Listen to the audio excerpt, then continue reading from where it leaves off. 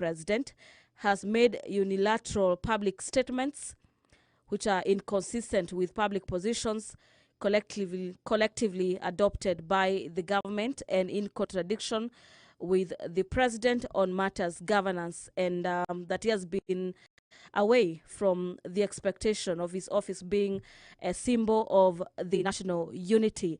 Our dear viewers, the Speaker's procession is already in the chamber this afternoon. The Sergeant at Arms carrying the mace, closely followed by the Speaker of the National Assembly, Honorable Moses Wetangula, are in the chamber ready to ensure that this business goes on seamlessly.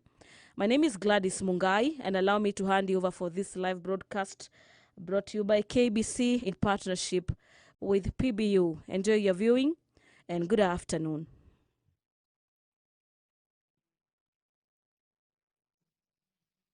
Waheshimiwa, tuombe. Ewe Mwenyezi Mungu ambaye kwa hekima na wema wako umetoa nyadhifa za viongozi na mabunge kwa ustawi wa jamii na utawala haki wa wanadamu, tukusihi utazame kwa neema nyingi sisi watumishi wako ambao wameridhika kutuita ili tutekeleze shughuli muhimu za jamhuri yetu. Tunakuomba uteremshie baraka zako sisi tuliokutanika hapa, na utujalie tuyatende na kufikiria mambo yote atakayofikishwa mbele yetu kwa njia ya haki na uaminifu, ili utukufu na sifa zako siendelezwe, na ili kustawisha amani, ufanisi na heri ya nchi yetu na wale ambao hajasahau umesikabidhi mikononi mwetu. Amen.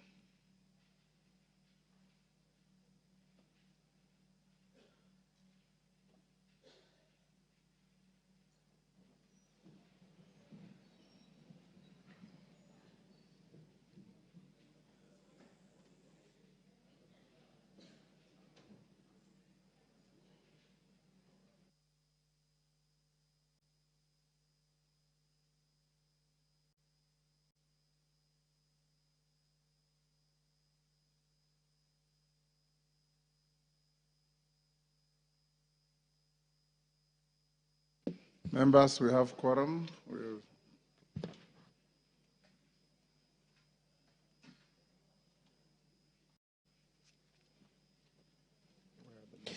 Order number 1, administration of oath. Order number 2, communication from the chair. Order number 3, messages.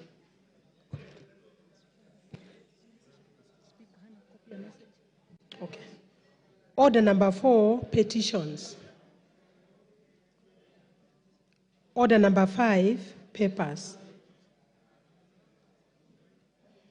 Order number 6, notices of motion. Order number 7, questions and statements.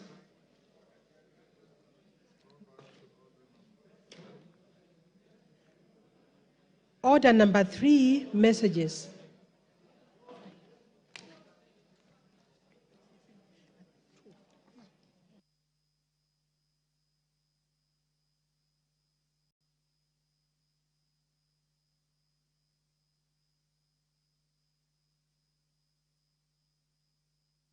Members on their feet, take your seats.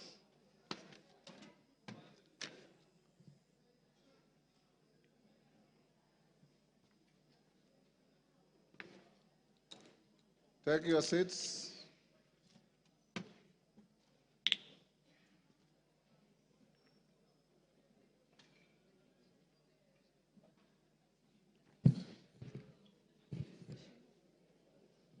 Honorable members, I have a message from the Senate. Honorable members, pursuant to the provisions of Standing Order 41-4, I wish to report to the House that I have received 2 messages from the Senate regarding its decision on 2 bills, namely the Equalization Fund Appropriation Number 2 Bill, Senate Bill Number 30 of 2023, and the Division of Revenue Amendment Bill, National Assembly Bill Number 38 of 2024. Honorable members, the first message conveys that on Tuesday, 17 September 2024, the Senate considered and rejected the National Assembly's amendments to the Equalization Fund Appropriation Number 2 Bill, Senate Bill Number 30 of 2023. You will recall that this House considered and passed the bill with amendments on 13th June 2024. Thereafter, I refer the bill back to the Senate for reconsideration in accordance with the provisions of Article 112, 1B of the Constitution. Honorable members, the decision of the Senate on the National Assembly's amendments to the Equalization Fund Appropriation Number 2 Bill, Senate Bill Number 30 of 2023, effectively commits the bill to a mediation committee pursuant to the provisions of Article 112, 2B of the Constitution. Consequently, the Speaker of the Senate has appointed the following senators to the mediation committee on the bill: Senator Joe Nyutu MP, Senator Mohammed Abbas Sheikh MP, Senator Professor Margaret Kamar EGH MP, Senator Tabitha M. Mutinda MP, Senator Daniel Maanzo MP, Senator Beatrice Ogola MP, and Senator Faki Mohamed Mwinyihaji MP. Honorable members, in order to fully constitute the mediation committee on the bill, the National Assembly is required to appoint 7 members to sit in the committee. I therefore call upon the majority and minority leadership of the House to nominate members to represent the National Assembly in the mediation committee by 7 p.m. today, Tuesday, the 8th of October 2024. I will then communicate to the House tomorrow the National Assembly members appointed to this mediation committee to ensure timely commencement of the mediation process. Honorable members, the second message conveys that on Thursday, 3rd October 2024, the Senate considered and passed the Division of Revenue Amendment Bill, National Assembly Bill Number 38 of 2023, with amendments.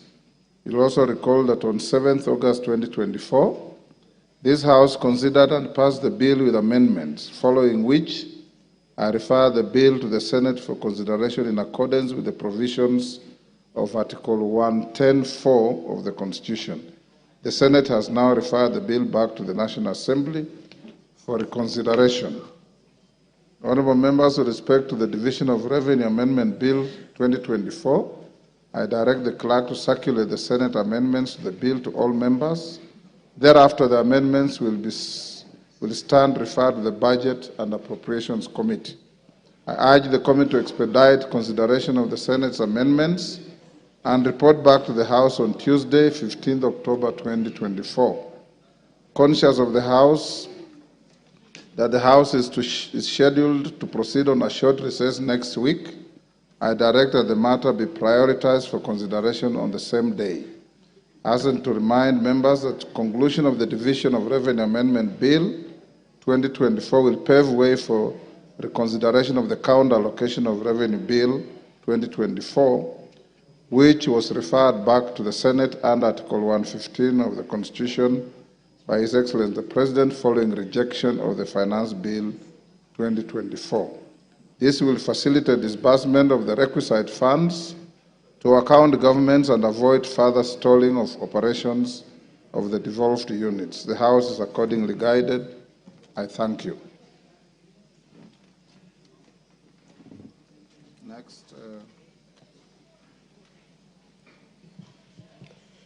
Order number 8, special motion, proposed removal by impeachment of His Excellency Rigathi Gachagua, EGH, Deputy President of the Republic of Kenya.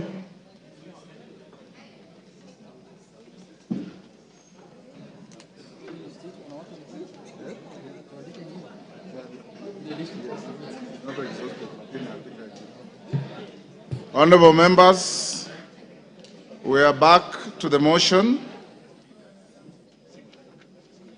So far, so good with the morning sitting. As I directed in the morning, honorable members, we will proceed up to 5. The Deputy President indicated he will be here by 4. At 5, we'll call him and allocate him up to 2 hours maximum.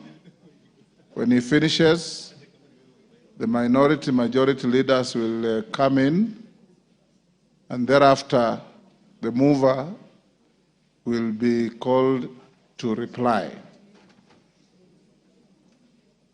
We have 5 minutes each, and the interest is overwhelming. If we remain with the 5 minutes, you know, not each one of you will have time to speak. The alternative to this, and I don't want us to go that direction, is that after the Deputy President has had his opportunity, this motion has no time cap, but we must finish not later than midnight today. So I want to hear your views. We continue with 5 minutes. And after the Deputy President speaks, I'll go to the minority, majority, and reply, and you go to the vote. Is that all right? Yes. Excellent. At the time we concluded, it was Honorable Kajwang from my left who had spoken. I'll now open the afternoon with the member for Ugenya.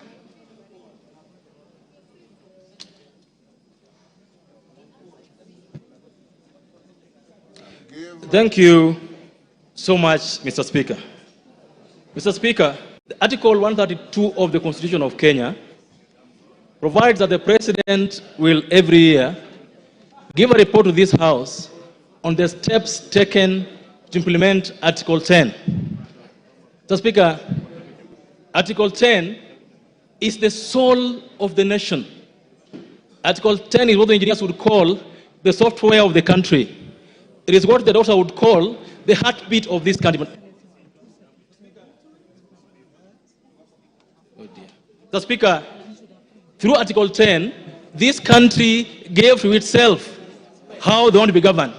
Mr. Speaker, Article 10 of the Constitution provides for us the map to where we want to go.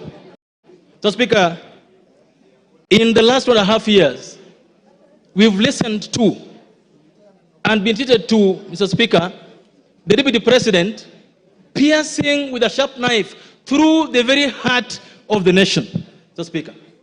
When we went to give ourselves a new constitution, Mr. Speaker, we said tribalism, nepotism, corruption, Mr. Speaker, are our ills. And we said that we will entrench Article 10 and ensure that going forward, we live as a country together, united, Mr. Speaker. Mr. Speaker, for the last 2 years, the Honorable Gachagua has not only put a knife onto the back of our values and shared principles, but he's kept turning that knife, Mr. Speaker, to the level where if we allow him to continue being Deputy President, Mr. Speaker, we are going to risk the loss of the heart of this country, Mr. Speaker. Mr. Speaker, the move of this motion, the Honorable Mutuse, read what appears in Article 10, Mr. Speaker. Mr. Speaker, there is nothing to say about a person who believes that this country should only belong to one region, Mr. Speaker. It has to be clear today that we are not impeaching Mount Kenya. We are not impeaching the Kikuyu. We are impeaching an individual who has refused to follow the law every single day of his life. Mr. Speaker, Honorable Gachagua is the Deputy President of the Republic of Kenya, not the Deputy President of Mount Kenya, Mr. Speaker. He is the Deputy President of Kenya Kwanza, not Murima Kwanza, Mr. Speaker. It has to be said today that if we are to build together, if we are to run a country that has shared values, shared principles, and shared prosperity, Mr. Speaker, all of us must believe that our leaders will live within the four corners of the law. Mr. Speaker, it is true, and it's been said by Kenyans, that we are all tribal. Of course, we all come from tribes. We also have our own tribal sentiments, Mr. Speaker. We all have our feelings about what should happen to our tribe, Mr. Speaker. Mr. Speaker, it's even been said that Kufa Dereva, Kufa Makanga. It's also been said that all of us sitting here today have some tribal things in our closet, Mr. Speaker. That is true. But, Mr. Speaker, and you are a seasoned lawyer, when you go to court and you are charged, and the others you are charged are not in court, they say, Rigathi, Gachagua, and others not in court. The case here today is that of Rigathi, not others not here today. The case we're dealing with today is the case of Makanga, not driver, not passengers.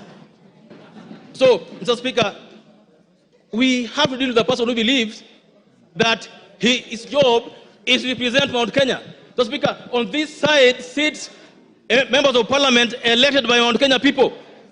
On this side sits members of parliament from Nyeri, from Kirinyaga, from Muranga, from everywhere. Those counties also have governors.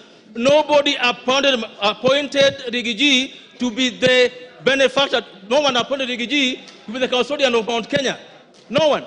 Because our constitution provides for leaders from that place to represent them. Mr. Speaker, by his actions that are against Article 10 of the Constitution, Mr. Speaker, Rigathi has alienated Mount Kenya from the rest of the country. He is fought so hard to be the Mount Kenya kingpin, Mr. Speaker, and I believe that this House must impeach him so that he can go and be the kingpin of Mount Kenya, not the deputy president of this country. That's what we need to do this afternoon, Mr. Speaker. Mr. Speaker, yesterday I heard him mention the name of our PCS, the name of the Ford Kenya leader. Mr. Speaker, coalition agreements are done. Give him 1 minute. Coalition agreements are done between parties and among parties, Mr. Speaker. And if, for example, MDG Wayaran has shares in the government, the shares are for the whole country, not for a tribe or for an individual, Mr. Speaker. Mr. Speaker, today, I must say that we will impeach him. But all of us here today must also soul search that as you impeach Gachagua, have you lived a better life yourself as a Kenyan? Have you lived a better life as a leader? What have you done in your closet that reflects what Gachagua has done? We'll impeach him, but we must also change our ways as a country, from the president down to all of us who lead in this country, Speaker. I support and believe that he must be impeached. Commissioner Patrick Makau. Thank you, Mr. Speaker, for giving me this chance. Mr. Speaker, from the onset, allow me to give thumbs up for one Honorable Ecomas Mwengi Mutuse Massive. Mr. Speaker, I give him thumbs up for executing this motion and showing Kenyans that leadership is not about where you come from, who you are, but how you perform your duties. Mr. Speaker, this morning, I've heard many speakers talk to this motion. Mr. Speaker, I agree with the speakers who have said that yesterday and the week before, Mr. Speaker, I've been watching the deputy president of this country doing rallies in town, going to churches, and Mr. Speaker, what we saw on Sunday was different from what we saw yesterday. In fact, Mr. Speaker, I want to advise us, even as politicians, sometimes we should listen to our advisors, and we listen to the right advisors. Mr. Speaker, if I were to advise the deputy president, yesterday's interview was his undoing, and he proved to Kenya that yes, all these accusations that are being leveled to him are really true. Mr. Speaker, I want to confirm to this House, one, despite Article 10, the deputy president, who is supposed to hold the values of this nation, by uniting Kenyans, by fighting against corruption, by fighting against tribalism, he is the one who has championed tribalism through and through. Mr. Speaker, I want to tell you, as a member of Parliament Mavoko, I have spoken the word Kenya many times, more than the deputy president of this country. All what I've been hearing is Murima, Murima, Murima, Murima, Murima. Mr. Speaker, today I want to tell Kenyans, I know Parliament has been prosecuted, and many words, we've been called names that we are an unperforming house. But today I stand here as a legislator Mavoko. Mr. Speaker, why am I charging the deputy president to be a tribalist? Mr. Speaker, at one time, I listened to the deputy president on national television saying that he reversed a cabinet decision to reverse the demolitions in Mathare. Why did he do that? He said his people were in Mathare and that he could not sit and see his people's houses demolished. Mr. Speaker, it reminded me when the people of Mavoko houses were being demolished. Personally, I went to him, and Mr. Speaker, I thought he could help me. But the words he used to me are unprintable, and I cannot speak them in this house. Mr. Speaker, today I want to tell him, those people that he was addressing, 30% of the houses that were demolished belong to those people of Murima. They belong to Kenyans. Mr. Speaker, I come from a constituency that is cosmopolitan. Today, as I stand here, Mr. Speaker, we have lost lives. We have had people whose properties had to be auctioned because they had gone for loans for those houses to build. Mr. Speaker, as a legislator, I humbled myself and requested and asked the Deputy President to intervene so that those houses, Mr. Speaker, a parcel of 4,000 acres, 325 acres, I requested him to have the 300 acres where the houses were seated, to have those people even pay to Portland. But the names he called me, Mr. Speaker, I cannot call them here. When I hear someone saying there are things which are not personal, Mr. Speaker, I want to tell them, those people elected me to represent them, and their pains are my pains, Mr. Speaker.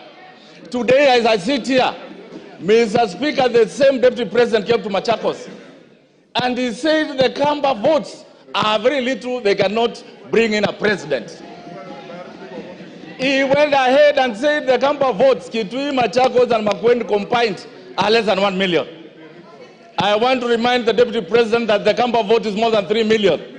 I want to remind him that Kamba nation produced Gay who took care of Kenyatta in prison. That same Kamba nation produced Munyao Kisoi, who flew the flag of Kenya during Independence Day. That same flag produced Muindi Mbingu, the former freedom fighter, who is my grandfather, Mr. Speaker. I want to remind him that same Kamba nation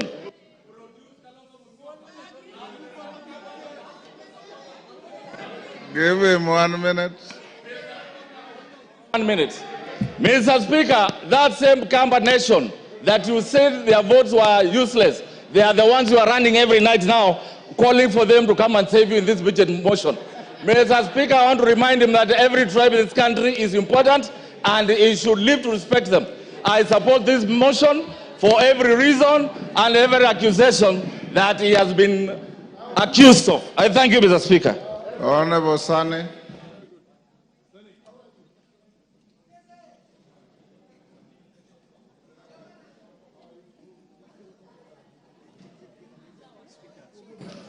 Mr. Speaker, before I want to bring out 3 assertions which are highly distorted, emanating from His Excellency the Deputy President Gachagua. One, that he is a co-president. In every general election, 6 ballot papers are being issued to voters. And of the 6, 1 is for the presidency, and all Kenyans have voted His Excellency President William Samoei Ruto. I did not, and no Kenyan, voted Gachagua for any position other than being escorting the deputy president to State House. Nobody, the president to State House. He was not elected. So the claim that he had acquired 7.2 million voters is unfounded, unfactual, and is just mere hallucinations, Mr. Speaker. So he's not a co-president, he is just merely an assistant to the president. A second thing, Mr. Speaker, he always talks of being trained in paramilitary exercises or acquired paramilitary training. He is supposed to be a symbol of harmony, a symbol of unity, not to intimidate, not to tell the citizenry that indeed he is military trained. That in itself bespeaks volumes on who his character is, Mr. Speaker. One other thing, yesterday he has made disparaging remarks on the Speaker of the National Assembly and the Speaker of the Senate. The fact that his impeachment is coming in front of this House today and thereafter proceed to the Senate, it wasn't befitting for him to speak disparaging, derogatory remarks on our Speaker and the Speaker of the Senate. On to the impeachment motion, Mr. Speaker. Article 150, I think the threshold has fully been met in impeaching the Deputy President Gachagua. His loyalty to the President is questionable. His visits, whenever the President goes out of the country, the Deputy President is never seen to see him off. Whenever the President comes into the country, the second principle is always not available to receive the President. He gives press releases that contradicts the President, talks too much, giving epithets that make our President, demean our President, projecting our President a liar on several occasions. Yesterday, all Kenyans have heard that it is His Excellency the President Ruto who taught me how to respond to civil servants, how to address intelligence officers like Nurdin Haji, like the CID officer Amin. That in itself depicts lack of respect for the presidency. Mr. Speaker, it is clear in our Constitution that he is the second in command, as espoused in Article 147(3), as read with 134. This he has failed. He has also shown massive erosion of the position of the executive, not being the assistant and showing the unity so expected of him, Mr. Speaker. Mr. Speaker, the Deputy President severally pronounced himself on matters discriminating Kenyans, that he has gotten his share of cabinet secretaries in his region. Cabinet secretaries belong to all Kenyans, and I think that doesn't befit. He has addressed public servants in public, and in all aspects, he has violated Article 232, which is the same principles that is expected for the executive. Finally, Mr. Speaker, he also talked ill of public participation. The courts have declared themselves that public participation was well done, and yesterday it was clear that he was contemptuous that the public participation done by the National Assembly did not meet the required threshold, and that, I believe, is also being so contemptuous of this House. With those few remarks, I support the impeachment. Thank you. Rafael Wanjala.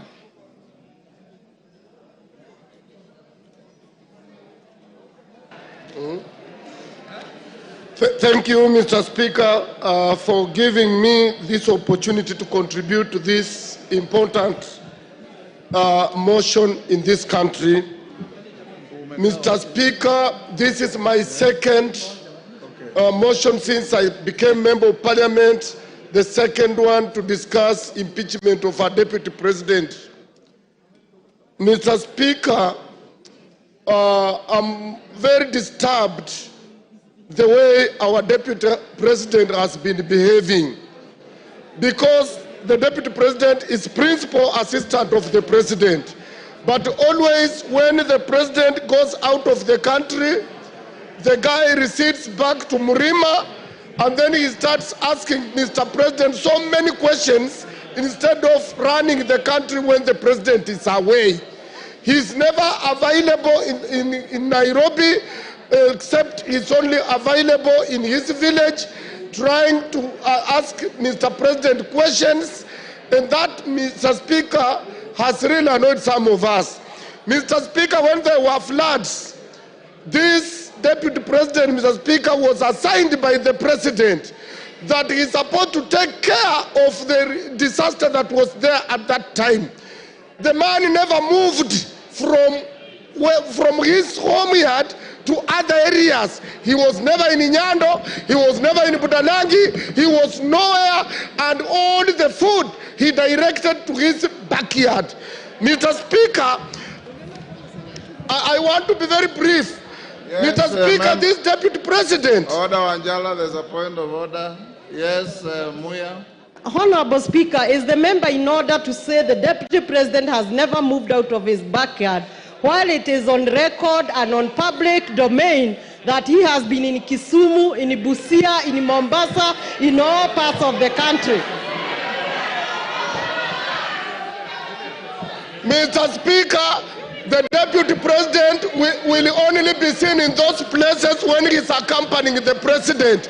But he has never come on his own to see the destruction of floods. Mr. Speaker, these people of EACC did a service to this country. Because for you to be elected, you must go through EACC. Mr. Speaker, this Deputy President was a DO.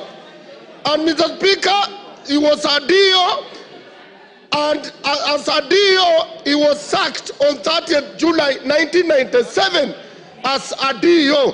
And the reason why he was sacked, and I will table this later, that the EACC did not do its work and it cleared him to be a member of parliament and to be a deputy president, yet he was not supposed to be because of his misconduct. Mr. Speaker, this letter is read as Mr. Geoffrey Rigathi Gachagua, District Officer 1, Laikipia, through Provincial Commissioner, summarily dismissal. Reference is made to our letter dated 19th May 1989 on your appointment to the position of District Officer.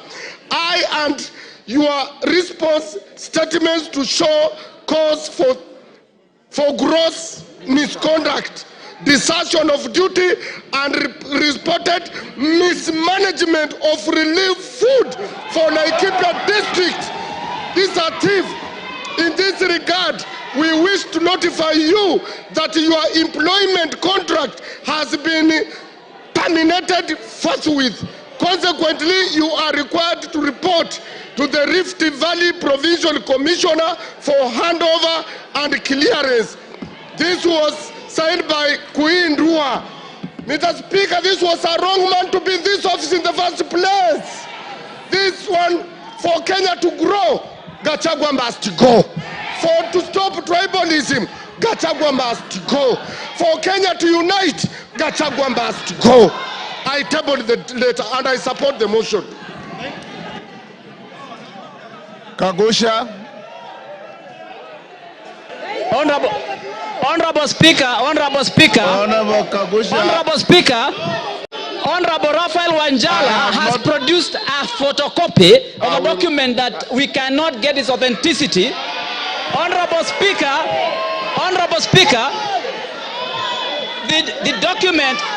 the document that Honorable Raphael Wanjala is referring to is not. Order, Honorable Kagusha. Order. Take your seat, Honorable Kagusha. Honorable Kagusha, first, from where you are sitting, you have not seen the document.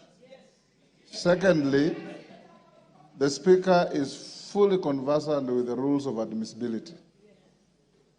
And I'll look at the document and I'll direct you on how to use it. I thought I had given you an opportunity to contribute. You are going at a tangent that is totally unnecessary. If you want to contribute, that is what I had given you. If you are not ready to contribute, I give somebody else. Thank you, Honorable Speaker. I want to stand, and I stand guided. Honorable Speaker, I want to stand to oppose the motion to impeach the Deputy President. Honorable Speaker, the reason why the new constitution brought about the issue of having a deputy president position, which is not an appointed position anymore, but a position that the president and the deputy would be conjoined together at the point of election, is so that the two of them can be able to work together. And that is what the country desired. That is what our people of this Republic of Kenya voted for in 2010 in the new constitution. Honorable Speaker, I want to believe that when we have been able to get the two of them, we should be able as a country, as much as practically possible, ensure that whatever misunderstanding and whatever differences that may appear or may exist between the two of them, Yes, Kagombe. we get... Kagusha, hold. Honorable Gigi Kagombe, what's your point of order? Mr. Speaker, is the honorable member in order to disparage the Constitution and mutilate it in the manner he is doing by disputing the provisions of Article 150 of this Parliament to remove a sitting deputy president? It is constitutional, it is written, it was passed by us in 2010, and that work is given and granted by the Constitution to this Parliament. Therefore, the fact that the President and the Deputy President were elected together doesn't stop the provisions of Article 150. So therefore, he should withdraw. Honorable Speaker, you know there's a reason why Honorable Kagombe is called Kagombe and not Kigombe. It's because a small cow jumps before he jumps, you know, a small calf. Honorable Speaker, Honorable Speaker, Honorable Speaker, Honorable Speaker, Honorable Speaker, you know. Take your seat. Order. Order, honorable members, order. Order. Honorable Kagusha, take your seat. Order, honorable members, order. Honorable Kagusha, you are here the whole morning, and I did direct the House. Order. Order. Order, Nabuin, take your seat. Honorable members, we have done very well since morning. This may be an emotive motion, but as leaders, leave your emotions at that door when you come to this House. And I want to encourage you, honorable members, Honorable Kagusha, treat your colleagues the same way you would want them to treat you. Don't make any disparaging remarks. Don't purport to misinterpret the meaning of the name of a colleague, because that's not your duty. We just withdraw and apologize to Kagombe and proceed with your contribution. Thank you, Honorable Speaker. Honorable Speaker, I want to withdraw the naming of Honorable Kagombe and apologize, Honorable Speaker. No. Honorable Speaker, I also hope that you have noted the Honorable Amombi has hit me with a bottle of water. Honorable Speaker, and that is unparliamentary. Is that unparliamentary that another honorable member should rule? Order. Honorable Amombi, did you throw a bottle? Take your seat. That is very unparliamentary. Take your seat. Amombi. Mr. Speaker, it's very bad that Honorable Kagusha can lie to this House. He is lying. Mr. Speaker, Honorable Kagusha is lying. Let him continue with the speech, but he should not lie in this House. Order, honorable members, to the extent that the Speaker didn't see and Honorable Kagusha is not claiming any injury, let's leave it there.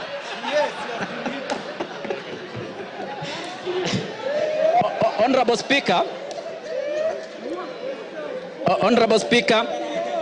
I am of the opinion we have a respectable gentleman by the name Henry Kissinger, and Henry Kissinger did state that the quest for peace and order has two elements that are sometimes treated as contradictory. He said that the pursuit of elements of security and the requirements of acts of reconciliation, if you do not and if you cannot achieve both of them, we will not be able to reach either of them. The road to diplomacy, Honorable Speaker, Henry Kissinger did say that may appear complicated and frustrating, but progress to it requires both vision and the courage to undertake that journey. Honorable Speaker, I'm of the opinion that when we have our two senior most gentlemen in this republic having such kind of a disagreement or an issue that is a misunderstanding, we should seek the way of reconciliation. The way I see us doing now, we are just following on the issue of security. We are looking at the issues of removal, yet we are not pursuing a very important goal in this, and that is reconciliation. And for that matter, Honorable Speaker, I am of the opinion that we should seek a way that we can be able to bring the two gentlemen together. Honorable Speaker, you know that in the past we have brought an elder by the name His Excellency Obasanjo. We have brought Senator Kuhn from US. We have even had a gentleman by the name Museveni, His Excellency Museveni, who have in the past mediated when our two senior most leaders in this country have disagreed. And for that reason, Honorable Speaker, I want to remind you that we have even had Kofi Annan in Kenya. I'm of the opinion that we should have gotten away. Hold Kagusha. Yes, Shimba. I want to inform Honorable Kaguchia that by any dictionary that is known in this world, Honorable Speaker, I did not ask for information from Honorable Omar. Just relax. Order. Honorable Speaker, I do not desire to have any information from Honorable Your information, take your seat. Finish up. Thank you, Honorable Speaker. So, Honorable Speaker, I would like to complete my statement. Yeah, finish up. Give him a minute. Finish up. Time is up. Give him a minute.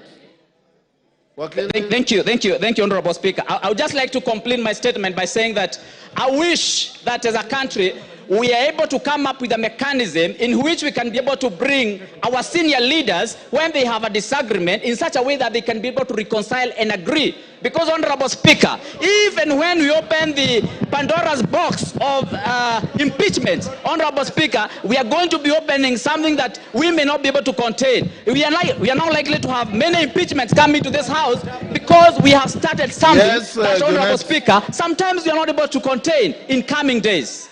Thank you, Honorable Speaker. He's off the floor, Junet, so you cannot raise. Mr. Speaker, I wanted to clarify that the matter before the House is not a disagreement of anyone. It is a motion that has been tabled by Honorable Mutuse that has 8 counts, 11 grounds. Mr. Speaker, we are discussing a motion that contains 11 grounds. We are not discussing any disagreements of anyone with his wife, with his boss, with his children, with his mother, with his uncle, with his cousin, with his farmer, with his cook. We are not discussing those things, bro. Mama Zamzam. Mheshimiwa Spika, na mimi niweze kuchangia mada ya leo ya kuweza kung'oa mamlakani naibu wa rais. Mheshimiwa Spika, Mheshimiwa Spika, naibu wa rais amekuwa akizunguka Kenya nzima. Na akizungumza, mimi kwanza nilikuwa nauliza Mheshimiwa Spika, naibu wa rais amesahau dawa zake kumeza ama kuna shida Mheshimiwa Spika? Kwa sababu Mheshimiwa Spika, naibu wa rais alikuwa akizunguka kila mahali. Anazungumzia mambo ya ukabila, anazungumza mambo ya shares. Mimi najiuliza, Mombasa County Mheshimiwa Spika, sisi ndio tulikusanya ushuru zaidi tukawa nambari 1 Mheshimiwa Spika. Lakini naibu wa rais akizungumza, anazungumza mambo ya shares, mambo ya mlima, mambo ya nini. Na Mheshimiwa Spika, ukiona naibu wa rais anaweza kumkosoa rais mbele ya wananchi Mheshimiwa Spika. Mheshimiwa Spika, Honorable Wamchomba, hold Mama Zamzam, hold her time. Yes, Honorable Wamchomba.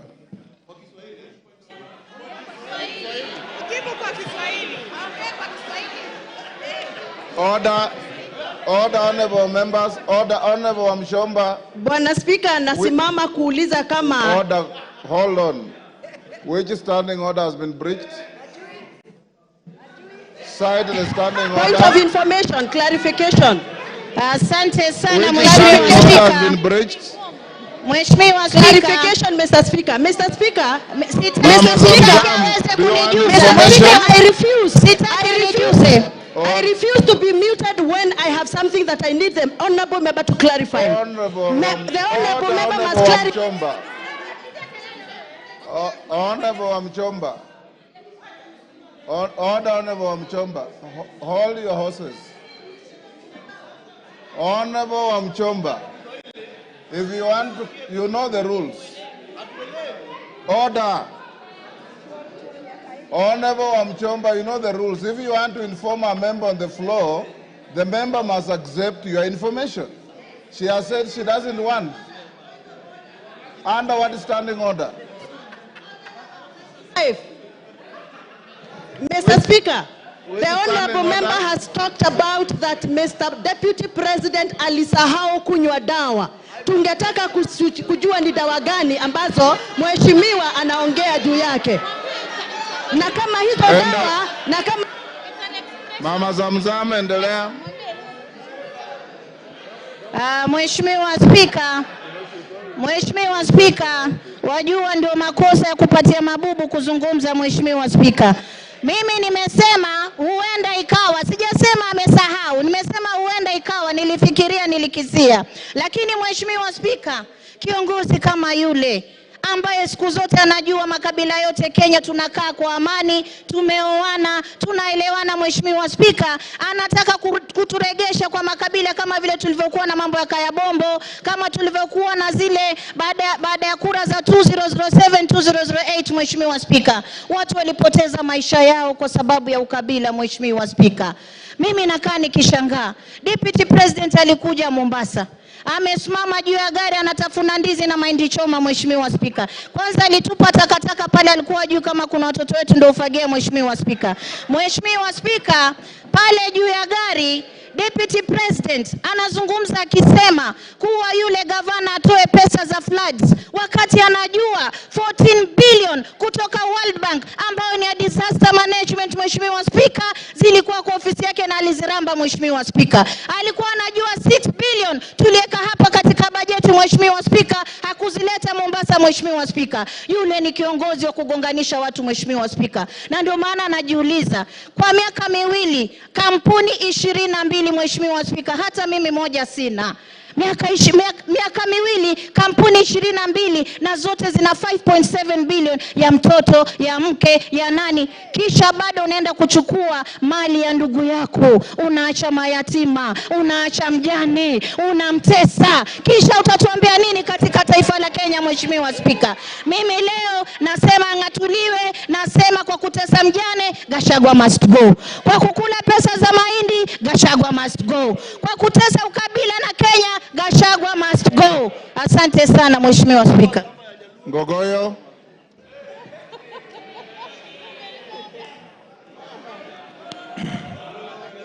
Thank you, Mr. Speaker.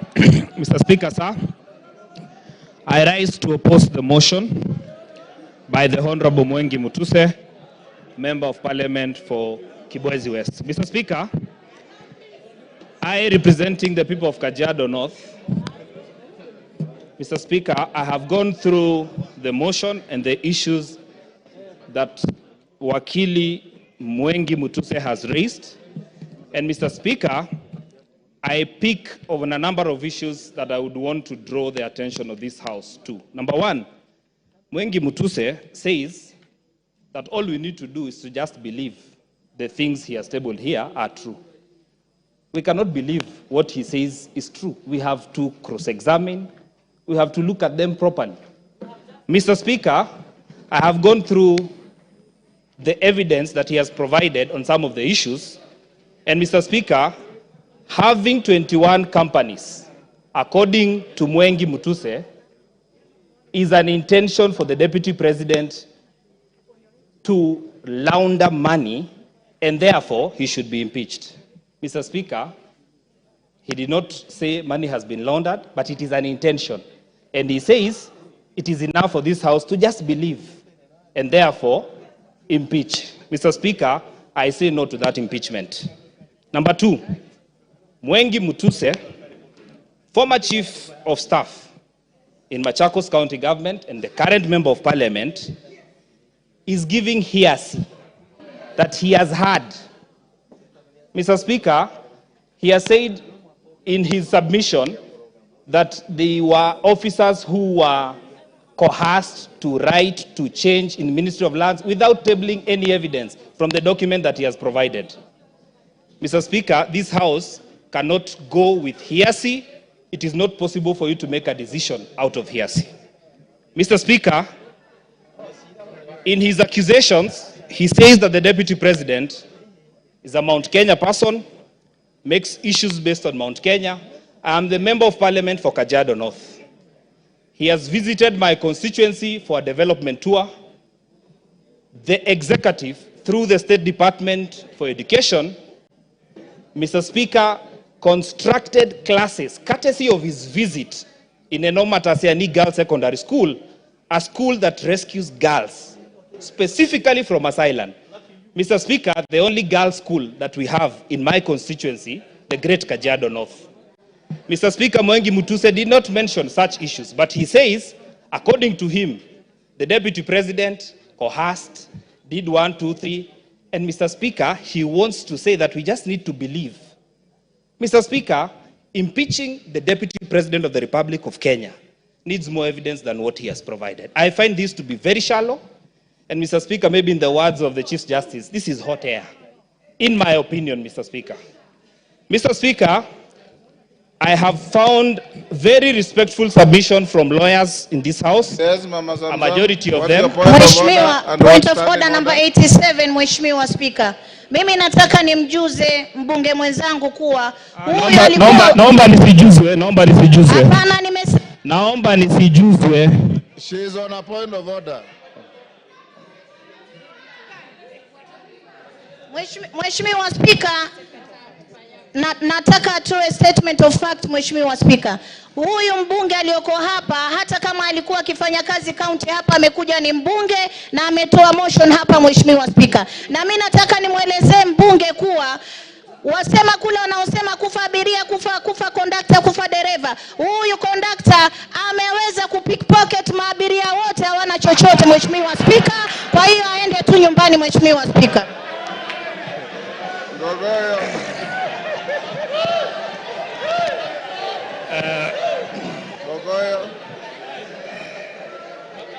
Thank you. Thank you, Mr. Speaker. Yes.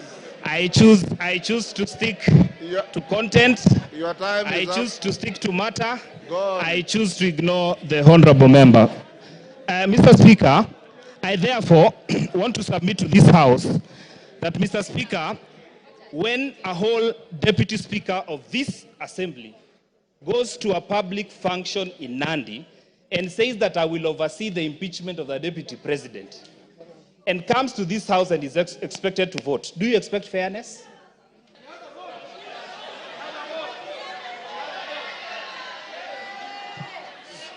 Your time is up. Give him 1 minute.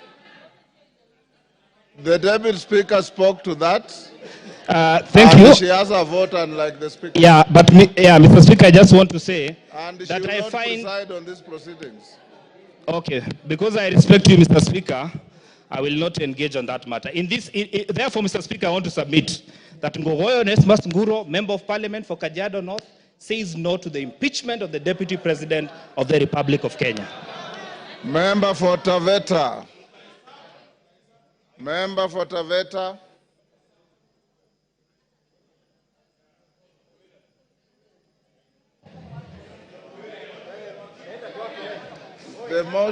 The mic is there. Can I have this one? Is This it one working? is short. There you are.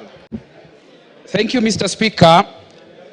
For a start, Mr. Speaker, I rise to support the motion by my learned colleague, Honorable Mutuse. Most of the things, Mr. Speaker, have been said, but allow me to say a few things. Number one, allow me to borrow on the then Council of White House during the Clinton administration. He said, impeachment is not a remedy for private wrongs. It's a method for removing someone whose continued presence in office would cause danger to the nation. Mr. Speaker, my position is the continued stay in office of the Deputy President Rigathi Gachagua is a threat to the nation of Kenya. I continue by saying this, Mr. Speaker.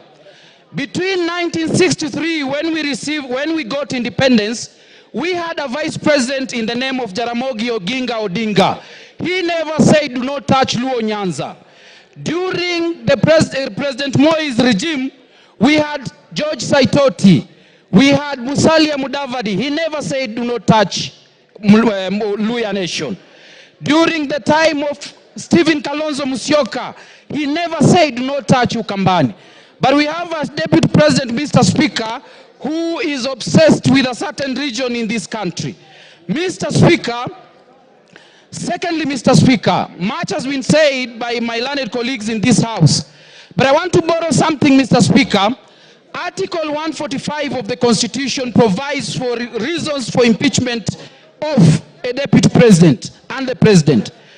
The case of this, during Sonko's impeachment, the Supreme Court laid certain guidelines and said that the question as to whether or not there is a violation of a constitution should be guided by certain principles. Number one, whether there is interference with the constitutional functions of the legislature and the judiciary.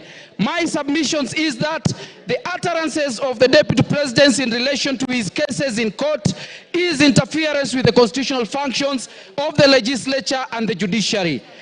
Another ground that has been given in determination as to whether or not there is a violation of the Constitution is whether there is an abuse of the code of conduct. Mr. Speaker, my argument is the constant pronunciation by the Deputy President that divides the country in terms of regions and tribe is an abuse of code of conduct and is a ground for impeachment. Another reason, another criteria given is the disregard and breach of fundamental rights of the Constitution. Mr. Speaker, I want to say this. In Taveta, where I come from, there are two minority tribes. There is the Taveta tribe and there is the Pare tribe, with the minority tribes in Kenya. Article 56 of the Constitution says that the state should do everything within its means to ensure that marginalized tribes in Kenya are protected. Mr. Speaker, the pronouncement of the Deputy President about a certain region without considering the Tavetas of Taveta or the Pares of Taveta is a violation of fundamental rights and freedom as guaranteed by as a ground for impeachment. Very lastly, Mr. Speaker, I want to say this. Even in Taveta, there are Kikuyus. So if we constantly obsessed of Mount Kenya, who will speak for the Kikuyus who live in Tavetas? And that is why I'm saying, Mr. Speaker, because of the obsession of Mount Kenya, because of obsession of a certain region, Rigathi Gachagua must go.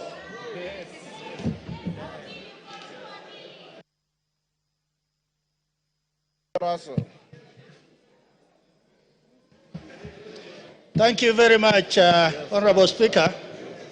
Honorable Speaker, I want to start with, there was a spat between the Pope and Napoleon in 1800.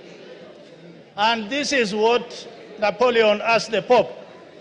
Pope, how many divisions do you have? Then the Pope replied, I have the Catholic Church. Honorable Speaker, yesterday, during the interview, the Deputy President came up strongly to almost insinuate that this Parliament is a bunch of clowns. But this Parliament is guided by so many things. But the very important instrument this Parliament wields is this thing called the Constitution.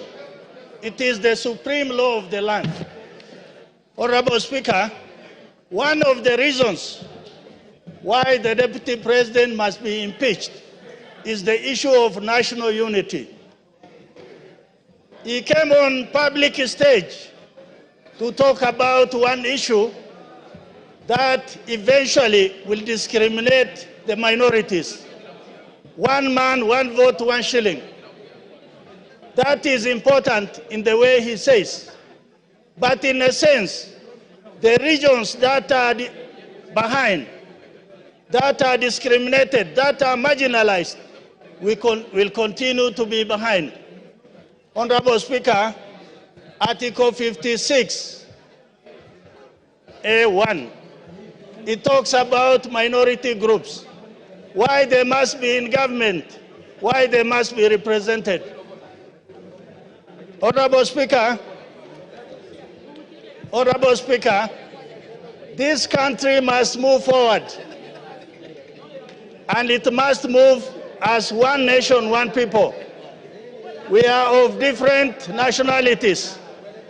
It is the Deputy President who stood in a public place to say that the problem of this country is the Somalis.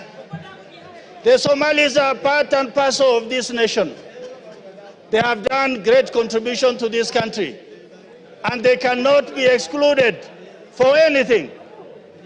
Honorable Speaker, the second issue, why the Deputy President must and he has to leave that office, is on the matters of national security. He is privy to National Security Council meetings. He attends. Sometimes he could chair. For him to come out and divulge those information to public of need-to-know basis, then it means he has crossed the red line. Honorable Speaker, the third issue is Article 147. The Deputy President is the principal assistant to the President. And sometimes when the President is away, he's delegated to be the President. This happened in the 11th Parliament when Uhuru Kenyatta was attending ICC. And he wrote down that President Ruto will act on his behalf. It can happen even this time. If we have a president who is already determined to discriminate some parts of the country, then how do we trust him with power? Honorable Speaker, lastly, he is not assisting or supporting the president. Finance Bill 2024-25 was thrown out by Parliament, was thrown out by the people. Not that people didn't want it, not Parliament didn't want it, because he never supported it. He kept on campaigning against the finance bill.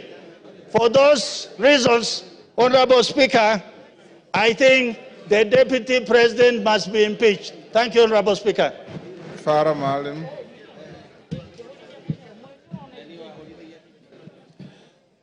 Mr. Speaker, I want to weigh on this motion. Mr. Speaker, we are not trying to reinvent the wheel again. We have had Deputy President, before that we have had Vice Presidents. One, Andrei Gromyko of Russia, was one time asked why he has remained as the Deputy President for so long. And somebody else said, to be a Deputy President, you have to have the capacity to sit on a block of ice with your pants down and make a green. A Deputy President is no more than a personal assistant to the President. And that's how it's provided for in all constitutions, all over. I haven't seen one in which certain executive authority is given to the Deputy President. In the US, if you remember very well, when John F. Kennedy was the President, there was a brother of John F. Kennedy who was Attorney General, who was called Bobby Kennedy. Bobby Kennedy literally did not think Lyndon B. Johnson was anything. But Lyndon B. Johnson kept tight, watched his cool, and later on he became the President of the US. In our own country, Mr. Speaker, can you protect me from our friends? In our own country here, I know many of you are not my age, you're younger than me, but a good number of you are also either my age or slightly older. When Moi was the Vice President, which is the number 2, he was so humiliated, so much so that an SSP called Mungai slapped him in the State House in Nakuru when he was going to go and see his boss, who was the President. He did not complain publicly, he did not complain privately, he just went about his business. If you remember very well, when Kibaki was the Deputy Vice President of this country, which is number 2, he was dropped from being the number 2 and appointed a Minister for Health in the Moi government. He went to the President, thanked him for giving him the opportunity to be his vice for 11 years. Mr. Speaker, can you protect the House? It's too much sound. Let's go on. He thanked him for giving him an opportunity to serve as his assistant or as the vice president for 11 years and took up his job as the Minister for Health with a gusto and did a fantastic job as one of the best health ministers we have had in this country. Mr. Speaker, many people have been deputy presidents or vice presidents or number 2 in the executive here. I am glad I have been vindicated because about a year ago, I had said that Rigathi Gachagua is the worst number 2 in the history of this country. And I'm sure now I'm being vindicated. Order. Order, members. Masara, maintain your silence. Carry on. I said exactly 1 year ago, Rigathi Gachagua is the worst number 2 in the history of this country, whether a vice president or a deputy president. I'm glad I'm vindicated today. I remember when we had almost a collapse of the state and the nation in 2008, and we had the national accord on the floor of this house, and you were also a member of parliament. Raila Odinga was made the prime minister of this country. There was Raila as president. Technically, in law, Raila was supposed to share 50-50 power with President Kibaki, but he was happy to say that he will support the president. And he supported the president until the term was over. I mean, that is what it's supposed to be. Here is somebody who literally, when this country is on the brink of certain serious problems, goes to Mombasa, and many of us believe that he was part of the so-called whatever, the riots that were there and the goons that attacked Parliament. And then he creates a parallel press conference in Mombasa in which he castigates the policies of his own boss. His own boss, including castigating people whose authority is driven by the appointment by the president and passed by this parliament, passed by this house. Mr. Speaker, this man is bad for this country. There is need, this man is a heartbeat away from the president. God forbid, if anything were to happen to our president, he is the president. He is a danger. There will be no Kenya. 1 minute. If Gachagua has anything to do with, as far as I'm concerned, he did not even give me the benefit of saying that, let's be careful with the Somalis, we don't like Somalis. He called us warrior. You know what I mean? He didn't give me even the respect of the courtesy. I could not say Mau Mau. I would say Kikuyus if I want to talk about Kikuyus, or look for any derogatory name. I will not look for that. He didn't give us even that respect of saying the Somalis of Kenya. He said warrior. They do not have any role. They are not shareholders in this government. And you know what? I come from a region, Wajir alone, Wajir County alone is bigger than Central Province, Mountain Region, Western Province, and Nyanza put together. In Nyanza, and you have not gone to Garissa, you have not gone to Mandera, you have not gone to Marsabit, where we share with our Cushitic brothers, you have not gone to Shiloh. He's talking about half the country, and he thinks we are from Somalia. Time is up. Your time is up. Yes, Dr. Kogo. Thank you so much, Honorable Speaker. Thank you, my brother, for allowing me to pass on this information. Apart from what you have said, Mheshimiwa, the Deputy President of the Republic of Kenya is on record for insulting women as Malayas. And I want to go on record. He said that the one and only beautiful Honorable Jematia is a Malaya. And somebody can negate that, and I have to say it. I thank you so much, Honorable Speaker. Yes, your time is up. Give him 1 minute. Okay, yeah, 1 minute. Mr. Speaker, Speaker. Yes. This country belongs to us all.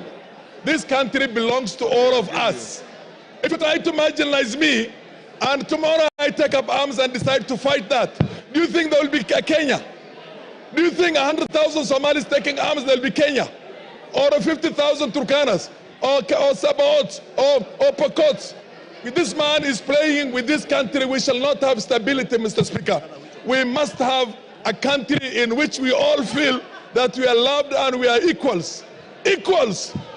Mr. Speaker, I support this motion of impeaching Gachagua. Let's do it the fastest possible, and we should never have somebody like him in future in any position of leadership. Mr. Speaker, we are all equals in this country.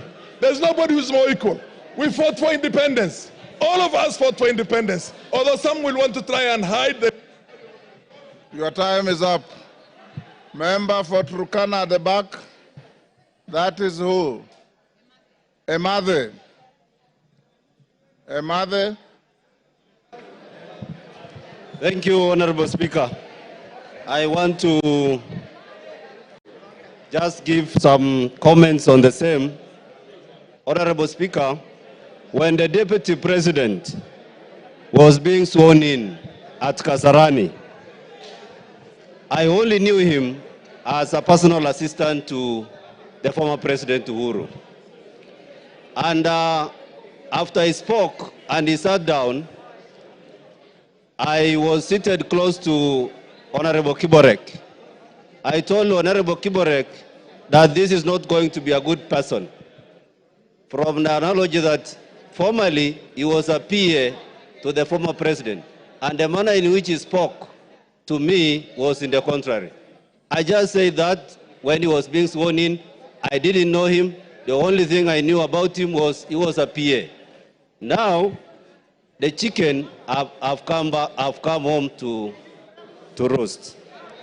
And Honorable Speaker, I want to say that I support his impeachment the same manner in which over 92% of my constituents in Turkana Central have agreed that we do the impeachment. Honorable Speaker, the impeachment is in two parts. There is the anti-corruption part of it, and there is the ethical or the ethics part of it. I want to speak on the ethics. And Honorable Speaker, here is a man who is full of himself. He is a very proud person, and Honorable Speaker, he doesn't even know what to say. He just speaks in the manner that does not depict him as the Deputy President of this country. Honorable Speaker, the Bible in the book of James brings out the bad part of the tongue. It says the tongue is this part of the body that is a world of evil. It is a fire. Honorable Speaker, the tongue corrupts the whole body. That is what the Bible says in the book of James. Honorable Speaker, in this juncture, I want to say that as a UDA member in the Kenya Kwanza government, I want to say that it says we are not in agreement to work together with the Deputy President. I am not in agreement as a member who was ascribed to the party that I may not be able to work with the Deputy President because we have to agree. And what we are processing today here, Honorable Speaker, is a divorce. We are processing a divorce because under Article 56, this is a man who will not be able to speak for the minorities. He is a man who will not speak for the marginalized. Honorable Speaker.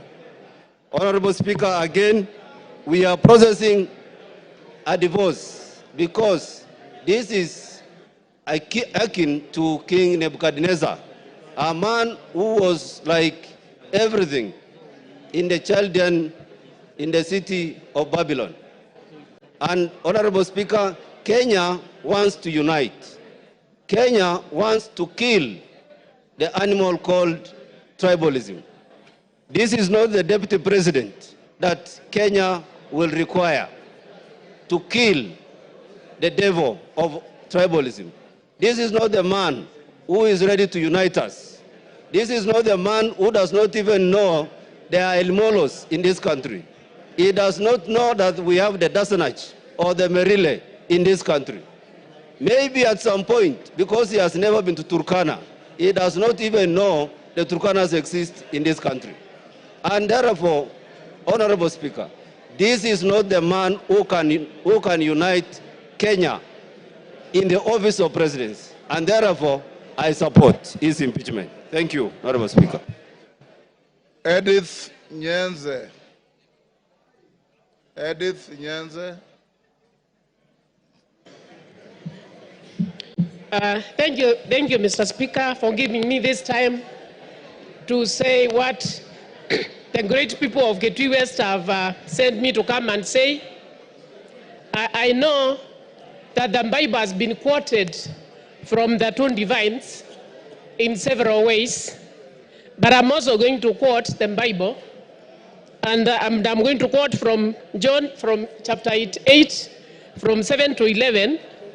And actually, these were teachers and of law and Pharisees who brought a woman to Jesus, and they said that they found the woman in the act.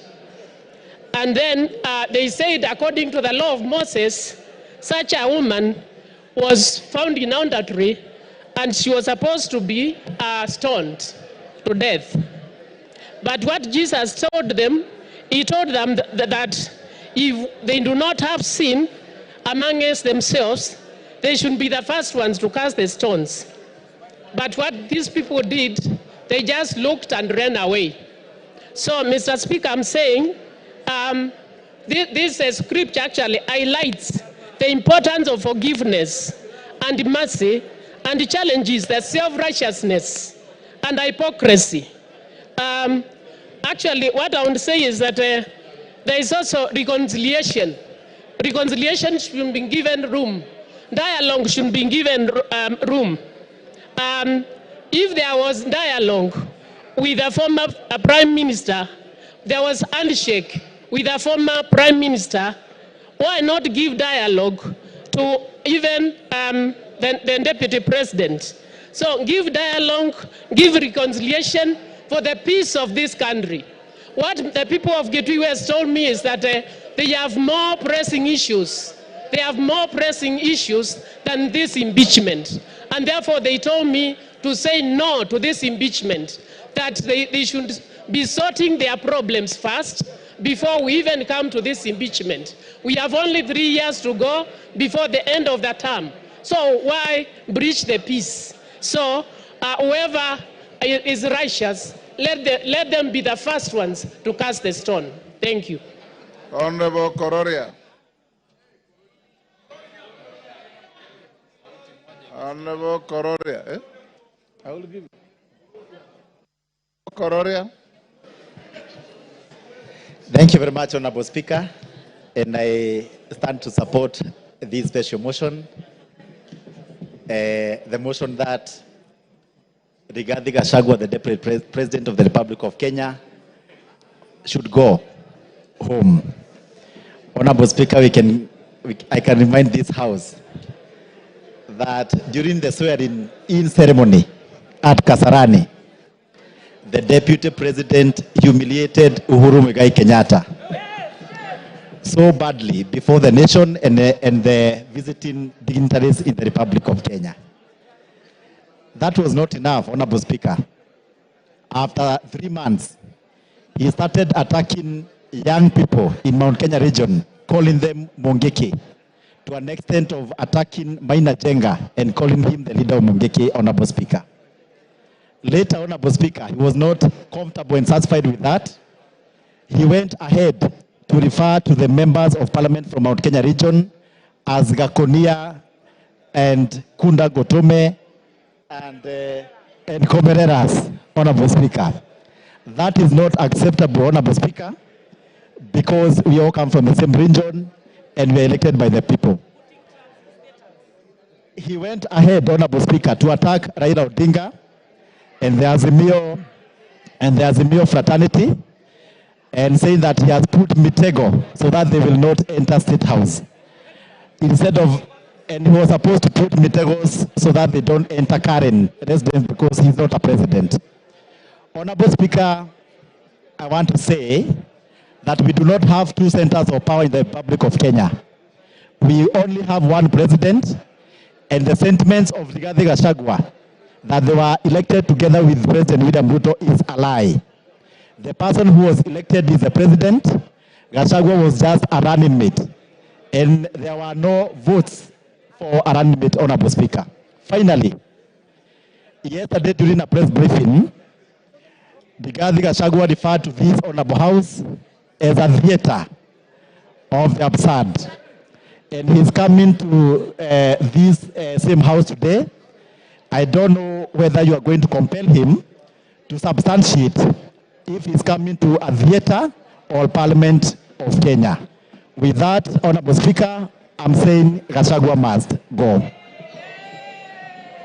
Karoli Omondi.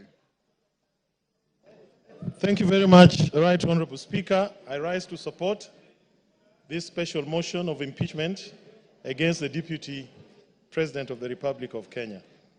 Mr. Speaker, when the wheels of fortune have enabled someone to rise to high eminence, such as the office of Deputy President, so much is expected of them.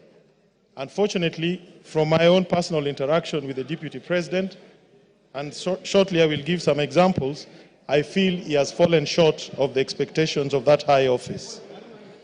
I first came across Mr. Rigathi Gachagua in the late 80s when we were at the university. And as a matter of fact, he was ahead of us, and I think he was heading one of the district student organizations. He had cleared university, but he had not exited. In other words, he had become a pirate. That was the terminology we used then. He was residing in some place called State House Residence. And what I used to hear about him was not very impressive. But nonetheless, on October 7th, 2023, which was exactly 1 year ago, in some place called Murngia, Alego, at the homestead of the late General Francis Omondi Ogola, together with Mheshimiwa Elisha here, Mheshimiwa Nyamita, Honorable Jalango, I've seen him somewhere, and His Excellency the President, we did meet with the Deputy President. And it was about 6:45. He received us warmly, but we were guests of General Ogola. And as you'd expect, a man of his status, you expected some decorum, temperance, prudence, good behavior. But unfortunately, some of these attributes were not present in his conduct. The Deputy President on that occasion did stand up and tell the President to our face that he had come down to get him from the Nyanza tour that we were undertaking, and that he had no business staying for too long in Nyanza. I looked at him and I wondered what was the problem with his compos mentis. In other words, was he of sound mind? And then I asked myself, we were the guests of the late General, why would he want us to exit the homestead of General Ogola? And it bothered me very much, because clearly that was what you and I, as lawyers, we call animus nocendi, intention to harm. Why would he insist that the President has no business being in Nyanza? He said it to our face 3 times, interrupting General Ogola when we were being briefed about the attack that had just been conducted by Hamas on Israel. That was my first time to interact with him very closely. The second time was on April 30th, 2024. No, 28th April 2024, this year, when we had floods in Suba and several people died. I did communicate with him by way of text. I sent him pictures, including that of a gentleman who had lost 3 children. And I asked him to avail to me the state resources that I could use to alleviate the pain and loss of my people. He did not respond. He did not call back. He did not show any interest. On 30th April 2024, I did contact Honorable Kagushia, who was sitting next to him at a rally in Nyeri. And I saw Honorable Kagushia whispering to him my message. And they texted me back that the Deputy President would come back to me. He never did. On 6th of May 2024, I again reached out to him in his capacity as the coordinator of relief. He did not respond. I support this motion, and I want to say this. What I found with Honorable Gachagua is lack of education. Obama says, education is not a name of any degree or certificate that can be shown to others as proof. Education is the name of our attitude, actions, language, and behavior with others in real life. I'm on behalf of people of Suba South, I'm supporting this motion, and I want to inform the House, our role today as a grand jury is not to establish beyond reasonable doubt any of these charges. Our role is very simple. Our role is to say we have found triable issues, frame the charges, leave that trial to the Senate. And once we do that, we shall have discharged our duty. Mr. Speaker, I fully support. Thank you. Your time is up. Kanjori.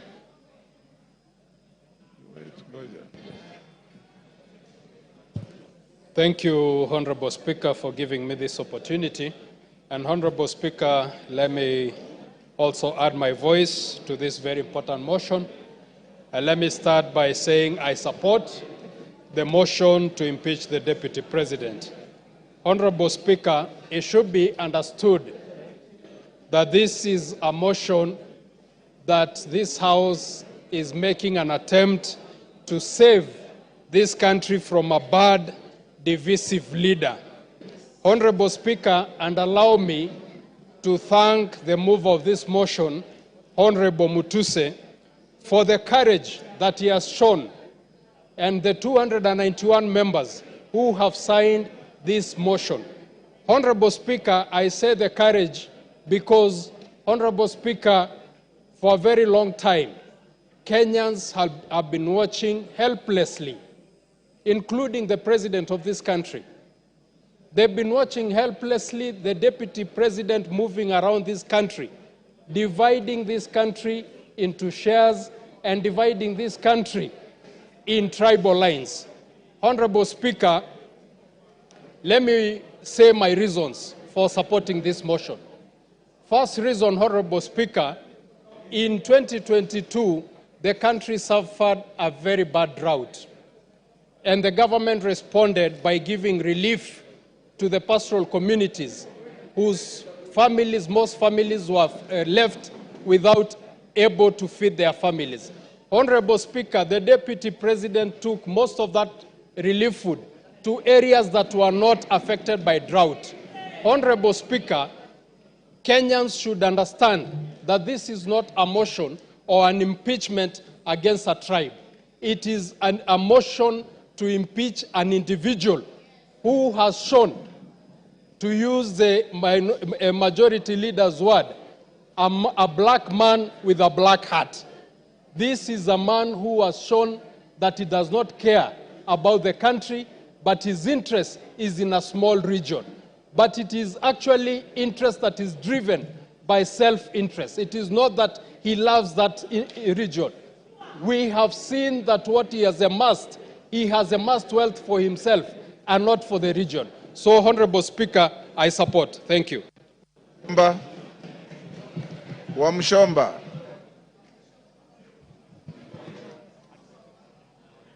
I thought you normally sit this side. Thank you. Yes. The temperatures there are too high. Mr. Speaker. Go ahead. I rise to defend the Deputy President, Rigathi Gachagua, against what I am calling mob justice, a process that has not given him the right of reply, a process that has gone on, presented some fact charts to the villages, and disseminated information to the members of public without giving him the opportunity to defend himself. Hold your horses, Wamchomba. I was consulting with KJ. I didn't hear what you said. Can you repeat?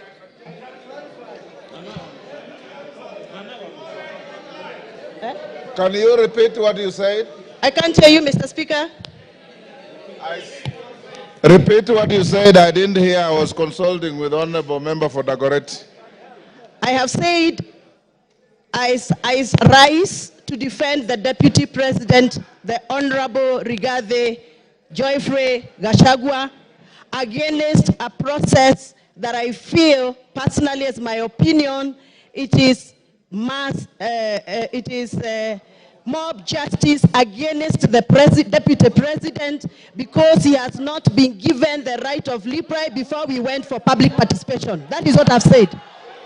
Honorable Wamchomba. According to the standing order here. Honorable Wamchomba, that is neither factual nor legal, because the deputy president is appearing before this house at 5. So be factual. Mr. Speaker, yes. Please allow me to execute my point, and you can guide.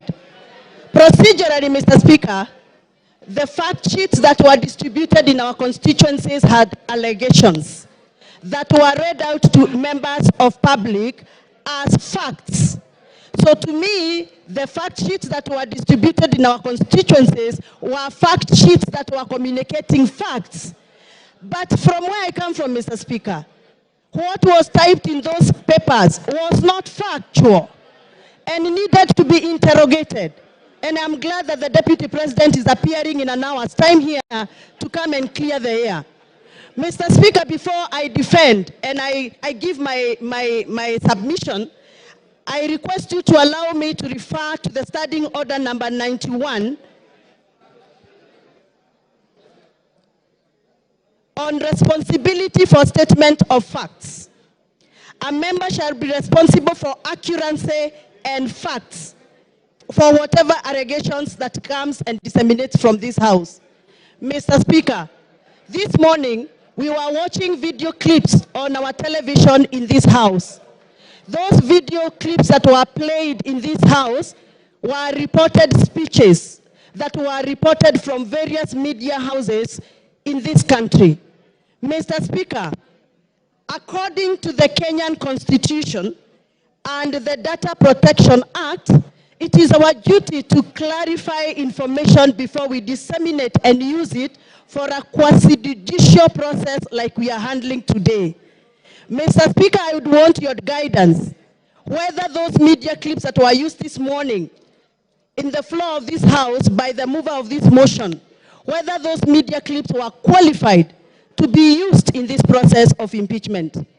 Mr. Speaker, my other issue is, I will be glad that the mover of this motion clarifies that the allegation around the corruption issues on procurement matters have been taken through the right areas of Auditor General so that we can have fact to discuss this afternoon.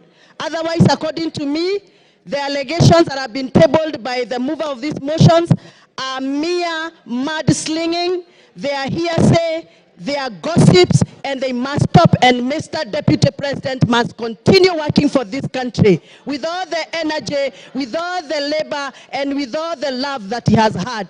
And those that feel that Mr. Deputy President has been biased into Mount Kenya politics, please forgive us, but we must tell you, everybody has their home. The Deputy President comes from Mount Kenya, and every good thing starts from Jerusalem.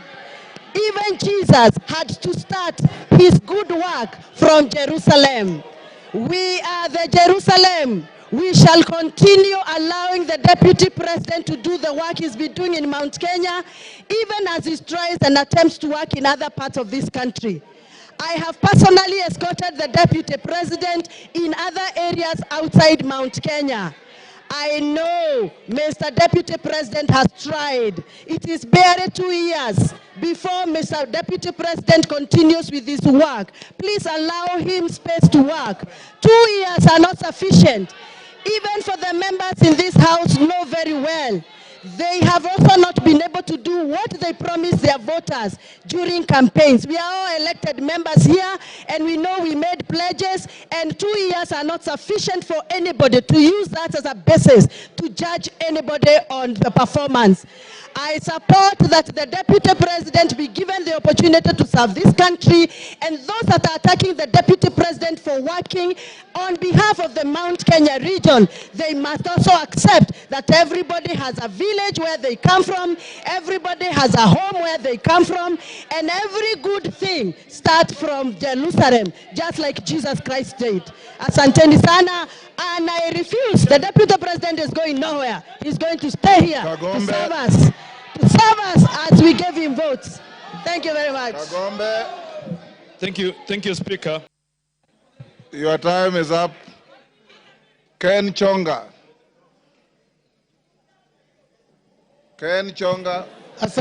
Asante mstahiki Spika kwa kunipatia nafasi hii nichangie mswada huu ambao uko mbele ya bunge. Mstahiki Spika, mimi sijaokoka na nimesikia wenzangu kila wakichangia hapa wanataja sehemu fulani za Biblia ambazo kwamba zinaambatana na matamshi ambayo wanataka huko yazungumza, lakini kwa kwamba kweli kuna mbinguni na kuna hera, nafikiria Rigathi Gachagua atakuwa kuni za kuchoma ambao watachomwa.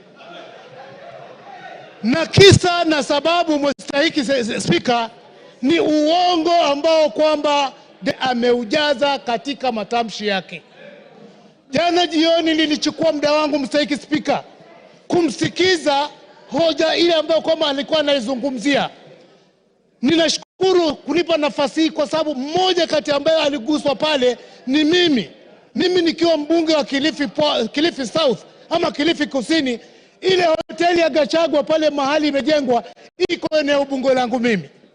Na yale aliyozungumza bwana Deputy Governor jana ulikuwa ni uongo mtupu. Sorry, Deputy President. Kitu cha kwanza mstahiki Spika, wakati King Charles III alipokuja ndio aende atembelee kule chini Kuruwitu, alikuwa amekuja kwa mwaliko wa Kuruwitu Conservancy CBO. Na wakati alipofika kwa Kuruwitu Conservancy CBO, mkutano ule haukuchukua zaidi ya dakika 30, akaenda Vipingo Ridge. Ile barabara ambayo kwamba aliomba kwamba itengenezwe kwa sababu angetaka kuhifadhili Vipingo Kuruwitu Conservancy, ile barabara haipitiki. Lakini Deputy President akaona amepata nafasi nzuri sana. Ile barabara baada ya kwamba iende kwa Kuruwitu Conservancy, akachukua ile barabara akaijenga, hotelini imeshia pale kwa hoteli yake. Na ninaongea kwa sababu mimi pia nimejenga hapo. Bwana Deputy President alisema kwamba watu waliomba hiyo barabara ijengwe, kulikuwa na public participation. Ni kweli kabisa tuliomba ya kwamba barabara ile ijengwe, lakini hii kwamba ni uhusiano wake yeye na wenyeji wa Kuruwitu, kwamba ni uhusiano ambao ni mzuri, wanaelewana, na kwamba hata mbunge eneo hilo anajua. Mimi nasema ashindwe katika jina la Yesu. Siyajui hayo. Sikuhusishwa kuhusu barabara ambayo alimepeleka kwa hoteli yake. Tatu, bwana Spika, Mheshimiwa Spika, Deputy President alisema ya kwamba barabara ile inafaidi watu wengi sana ambao kwamba wanaishi maeneo yale. Akataja kwamba kuna Vipingo, Shariani Secondary School. Mimi ninajua mahali Shariani Secondary School ipo, wala haifaidiki na ile barabara. Akataja kuhusu Shariani Primary School. Shariani Primary School ukitaka kuaccess unaipata kwa hiyo main highway ya kutoka njia panda ya kutoka Mbapa kuelekea Kilifi na kuelekea Malindi. Kusema ukweli kabisa, yale aliyokuwa nazungumza kuhusu wekezo ule ni wa uongo.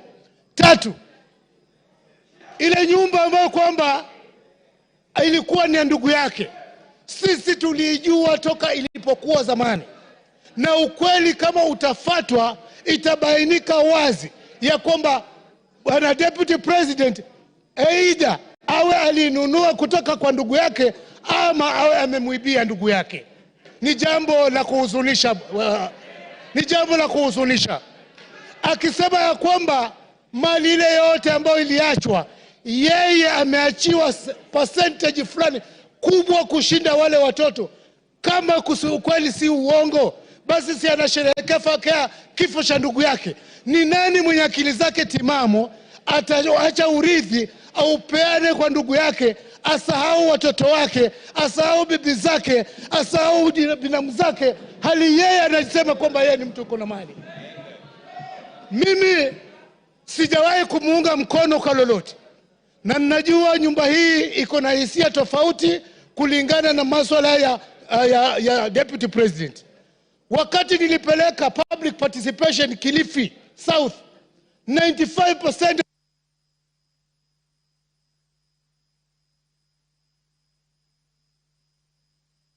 Give him 1 minute. Na asante sana Mstahiki Speaker. Na asije akasema ya kwamba yeye alichaguliwa na watu sijui milioni 7, na ukweli wa mambo ni kwamba sisi ambao tuko hapa kama wabunge, sisi ndio tuna represent wale watu ambao walitualika pale. Kwa hivyo asiseme kwamba sisi hatuna uwezo wa kutoa amri au mamlaka ya kwamba yeye agatuliwe mamlakani. Langu ninasihi, wakati umefika. Unajua Mungu akitaka kukumaliza hukuweka kichaa. Mimi sijasema kwamba deputy president akona kichaa. Ninasema tu ya kwamba matamshi yake kama hata chunga yataelekeza kwamba tumshuku katika akili zake. Asante Mstahiki Speaker. Bashir.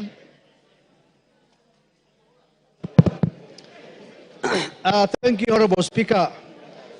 Honorable Speaker, from the onset, I want to make it clear that I support this special motion by Honorable Mutuse. Honorable Speaker, there are 11 counts as contained in this special motion.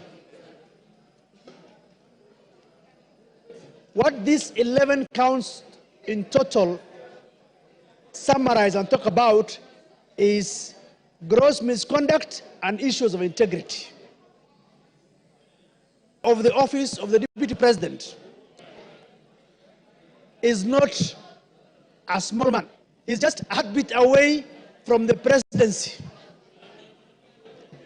Looking at the behaviors, actions, utterances of Deputy President Rigathi Gachagua shows you that he does not befit to hold the office of the Deputy President. Honorable Speaker, time and again, His Excellency Rigathi Gachagua has been talking about Murima, Murima, Murima. But one thing I want people to know is that the same Murima has people who have been elected by the same representative and who are in this house representing the people of Mount Kenya. Rigathi Gachagua is not the sole representative of Mount Kenya. They have MPs, they have women reps, they have senators, they have governors. He is supposed to represent each and every part of this country called Kenya.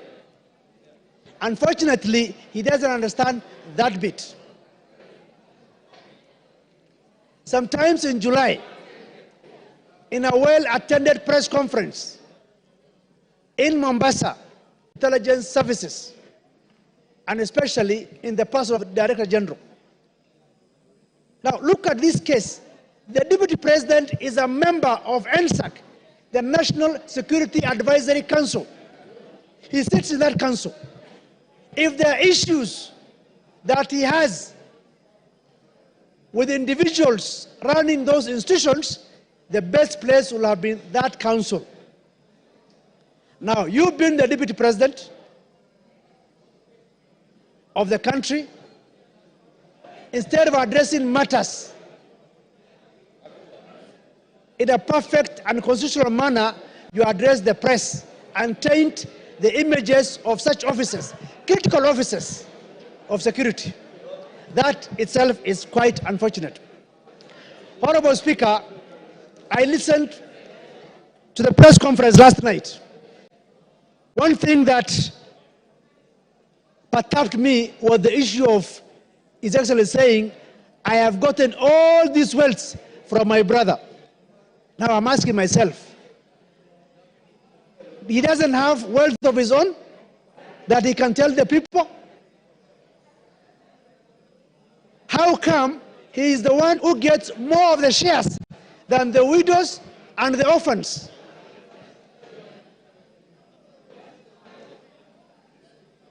It's also unfortunate that the same Rigathi Gachagua was at one point a district officer in 1997.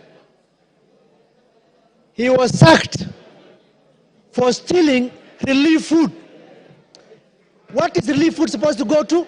To the vulnerable people, vulnerable community of that area. He stole the relief food. We cannot continue to entrust one Rigathi Gachagua with the office of the Deputy President of the Republic of Kenya. We call upon this House to make history for the first time under the new Constitution to say that Rigathi Gachagua does not befit to hold the office of the Deputy President of the Republic of Kenya. The President and the Deputy President are supposed to work in harmony. They are not working in harmony. The President sometimes goes out of the country.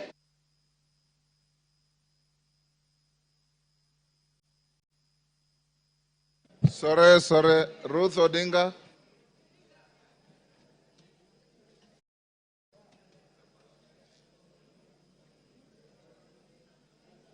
Give her the mic.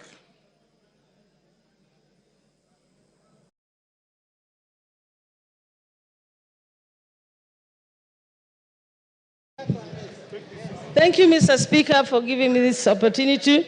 I rise today not just as a member of this esteemed House, but as a daughter, a sister, and a proud descendant of those who fought tirelessly for the freedom we hold dear. I urge us to reflect on the values upon which our great nation was built as we consider the impeachment of the Deputy President. I want to take you back to the times before independence. Jaramogi Oginga Odinga is one of the people who fought for independence. And the colonialists actually offered him to be to become the president of Kenya. He declined and left that for Jomo Kenyatta to become the president. And in 1964, Jaramogi became the first vice president of the Republic of Kenya. Exactly 2 years down the line, like the 2 years we now have with the deputy president, Jaramogi decided that due to the ideologies that he was holding, which differed from the president, he decided to step down and leave the position of vice president, not for his own good, but for the greater good of the Republic of Kenya. He actually stepped down. I would like, in my own statement, to ask the Deputy President that Kenya is larger than you. Kenya is a big country that we need to protect. If I were you, Mr. Deputy President, please take the honorable route that some of your predecessors had taken, like Jaramogi, and step down from this position of presidency. Don't take Kenya through the valley of the abyss the dark abyss you want Kenya to go through. Secondly, I would like to say something. I was not one of the people who was actually wanting this impeachment of the deputy president. I felt that the deputy president's impeachment was not the main problems that we were having in Kenya, and that we had other issues. But having heard how the president spoke last night, I am completely convinced from that statement that the deputy president must go, and he must go as soon as possible. One of the reasons why I say that is that we are not here for our personal grandiose and our personal wealth. Kenya, if the deputy president is mourning because his father is going to turn in his grave because of the wealth that is being accused of. I wonder what the people like Bildad Kagia, Jaramogi Oginga Odinga, and all those who fought for us to get through this, to get to where we are, through multi-party. Oginga Odinga and all went through house arrest, detention, to make sure that we get the multi-party that we are enjoying in this country, the democracy that we are enjoying. How are they feeling in their grave when now the deputy president is talking about making Kenya a company? What company are you talking about, and shareholders? When Kenya is a country that we have a sovereign country in Kenya. Mr. Deputy President, I was a bit on your side, but you have hanged yourself with your own rope. Whoever informed you to go to the TV yesterday did you a very big disservice. And for that, I support the motion. Mbura Aburi.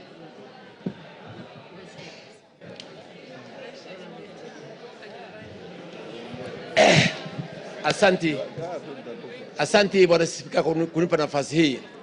Yangu ni kidogo sana. Nikuseme ya kwamba tunataka naibu wa rais yule ambaye si mkabila. Kwa sababu nchi yetu ya Kenya ni kubwa sana kusinda mtu. Tukiongea mambo ya mlima kule kwangu Tigania East, tuko katikati ya mlima. Lakini ukiangalia katika hii kitabu ambaye ukiangalia haya mashtaka yaliyo katika kitabu hii, ukiangalia ile mashtaka katika kitabu hii, ile zile kampani zote ziko hapa ni za Gachagua, bibi yake na watoto wake. Hakuna Mutigania, hakuna Mwegembe, hakuna Muimenti, hakuna Mluya. That means yeye mwenyewe alikuwa anatetea tumbo yake. Ndipo mimi niko hapa kusema eti ya kwamba sisi hatupembelezani. Sisi tunasema kwamba lazima aende nyumbani kwa sababu amekataa kuangalia mambo ya wananchi wa Kenya, na Kenya ni kubwa. Ingine ni hii. Mimi nimekaa kule East Africa Community kipindi ya miaka 5. Nilikuwa na Jematia ambaye ni dada yangu. Katika kipindi ya miaka 5 sijawahi kusikia Jematia akiwa ni malaya, lakini naibu wa rais alisimama akasema kwamba Jematia ni malaya. Ya kwamba mimi nikiwa Mporo Mtwabori na support naibu wa rais aende nyumbani. Asante sana. Thank you. Women Rep Busia.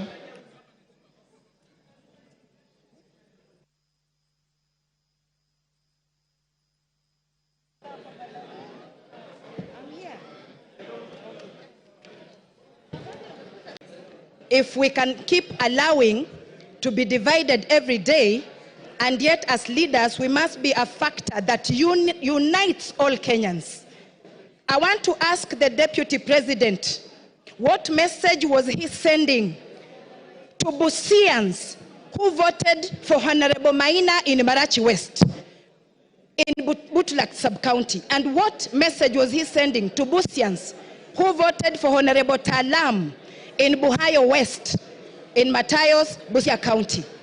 We should be free from Mombasa to Turkana, any person of any race, any tribe, to stand and be elected without being pointed at as this one belonging to a particular region and that one not belonging to our region. Because Kenya is our country and we are here in this country to build it. If we don't join, because if you go as an individual, you are a drop in the ocean.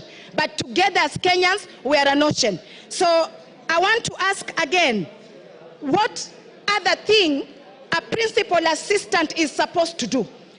According to me, unless you have a shrunken hippocampus in your brain, then you go displaying what your master is doing instead of being the real assistant of even covering up. One day he says, I was sent all these things I was saying. I was sent all these things I'm saying. It's like he is wearing an oversized coat, oversized trouser, a tumbo cut vest, and oversized shoe. He does not understand his role as a principal assistant. We must unravel from the seams of our fabric in this country. Because sometimes you can be wearing a dress or a trouser, but something keeps biting you. Unless you unravel or open up the seam to know what is biting you, you will continue losing blood and become anemic. So a people of any nation are stronger than the people in power. All leaders in this nation must be responsible of the utterances they puke every day, because what will our future leaders be saying? I am, or who is our role model? Who is their role model? All of us must be responsible not to give hate speech anywhere we go. And I don't think there is a tribe in Kenya that is superior than others. Whether you come from Eastern in Garissa or you come from Siamahanga village where I live, you are equal. Article 27, Section 4 is clear about this, that we should not discriminate. When I hear a widow in Mount Kenya being tortured, being snatched property by the deputy president, whether she is Kikuyu and she's a widow, she is representing all the widows in Kenya. So Gachagua return the matrimonial property, the bank accounts, everything that you took from that widow in Nyeri. Because I was raised by a widow and I know what happens when such things happen. A widow should be given their rights, whether you have all the muscle in the nation. And thirdly, a leader who does not respect women, that one is not a leader. Calling women prostitutes. So when a woman is being a prostitute, who is the other prostitute? Then he must be the one. Because if you call me a prostitute, was I doing myself? There must be somebody in a trouser too. And we do not want to be discriminated. We have been dating, marriage, we marry Kikuyu, Luya, Teso, Kamba. That should continue happening than us growing up or children fearing to marry from Mount Kenya or fearing to marry from Nyanza. That is wrong. So Deputy President must go home. We really want him to just take a rest. Thank you, Mr. Speaker. Yes, Muya, what's your point of order? Speaker, I'm standing on standing order number 91 on matters of facts and substantiating what the member is speaking of. The issue of Malaya have been adversely mentioned in this house.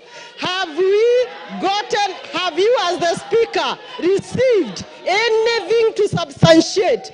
Honorable Speaker, it is on record that the deputy speaker, the deputy president has been closing the whole country, campaigning for the same women, especially in Mount Kenya where he was assigned. So it is unfair that members can continue repeating, you cannot substantiate, and there is no evidence. We should You've have made your evidence. point. Honorable members, order. Take your seat. Honorable members, I want, with your concurrence, to reduce the time of the speakers to 2 minutes. Is that agreed? Is that agreed? For the purpose of the record, I'll put the question that we reduce time for speakers from 5 minutes to 2 minutes. As many as of that opinion say aye. Will those of the contrary opinion say nay? The ayes have it. Didymus, 2 minutes. Mr. Speaker, I want to be very clear that I support this impeachment motion. I say so because Kenya, we have more than 42 tribes. And it was never our permission to decide which tribe you belong to, Honorable Speaker. And we want every part of our country to feel part and parcel or properly represented by our Deputy President. The continued dividing of our country in shares, Honorable Speaker, in terms of how many votes that a particular area voted for the government, Mr. Speaker, it is making parts of this country feel like they're not part of this country. I think, in a nutshell, Honorable Speaker, because of time, I want to summarize what I want to say by saying that Kenya as a country, the position of the Deputy President, it requires a patriot. It requires an individual whom, when he speaks, the country listens with optimism. It doesn't require an individual who, when he opens his mouth, part of this country begins to bleed. This country doesn't require a villager in the name of the Deputy President. It requires a patriot, a statesman. And this House, Mr. Speaker, we will go down in the history of this country because the war against tribalism, the war against segregating this country along shareholding lines, it's a war that we have come a long way, Honorable Speaker. It's a war that we vowed that we must win it in installments, and today we are paying the last installment. Rigathi Gachagua must go home, not by walking, but by running, Honorable Speaker. I support. Member for Wajir West.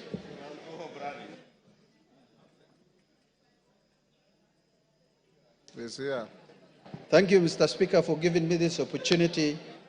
First, I rise, Mr. Speaker, reluctantly but firmly in support of all the articles of this motion. Mr. Speaker, I say reluctantly because of the following reasons. Normally, Mr. Speaker, as a Muslim leader, I don't rush to support this grave matter like this, to remove the Deputy President of the Republic of Kenya from office after just 2 years of election.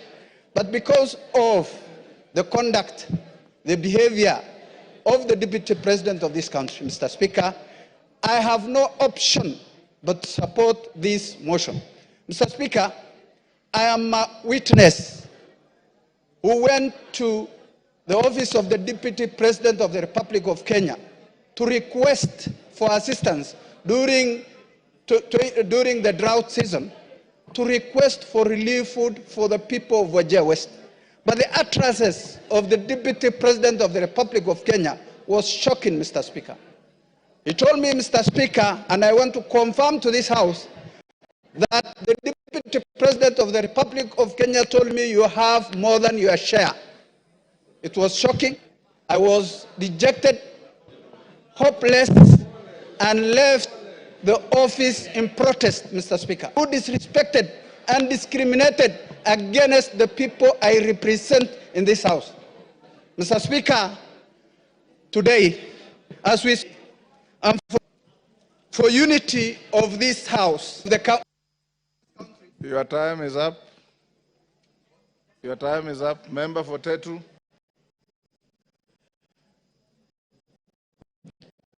Thank you, Mr. Speaker. You have 2 Mr. minutes. Speaker, from the onset, I rise to oppose this motion, to this special motion on removal from office by impeachment of the Deputy President of the Republic of Kenya. Mr. Speaker, when a man is down in the spirit of Ubuntu, it is not good to crush it.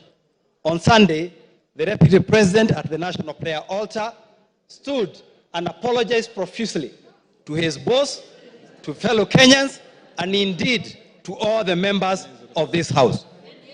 Mr. Speaker, I feel that our party, UDA, on which the Deputy President was elected, has internal disciplinary mechanisms which have not been exhausted so as to bring this matter to this House. I also feel, finishing the agenda, that we promise Kenyan, this matter can wait to 2027 so that we can focus on service delivery to our people. Mr. Speaker, I will personally request the members of this House to find it in their heart to forgive the Deputy President. And I will personally. Mr. Speaker, you have had honorable member telling this House that in UDA they had not exhausted their disciplinary mechanism. Why did he then decide to sign on? Thank you very much. The matter of... One day to finish up. I did not finish. It is rested. Wanjara can come to your office for further explanation.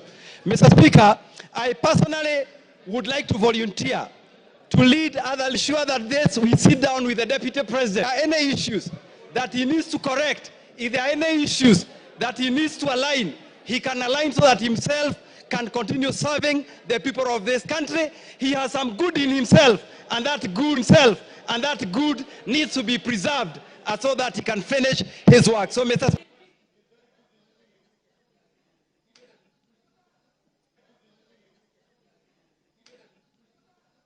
You have 2 minutes. Thank you, Mr. Speaker. I rise to support Mr. Shillings without any guarantees of any sort. Mr. Speaker, this is a representation of impunity.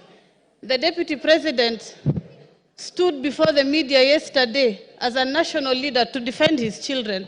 I respect that he stood to defend his children, but how many children of this country has he given a chance for them to access the same benefits? Myself included, I cannot access a loan and benefits. Myself included, I cannot access a loan of that amount of money. Mr. Speaker, this impeachment motion is not just an impeachment because of difference of ideology, but it will be a symbol of democracy for our country that people who abuse their powers can go home, regardless of whatever position they hold. Mr. Speaker, I come from Garissa County.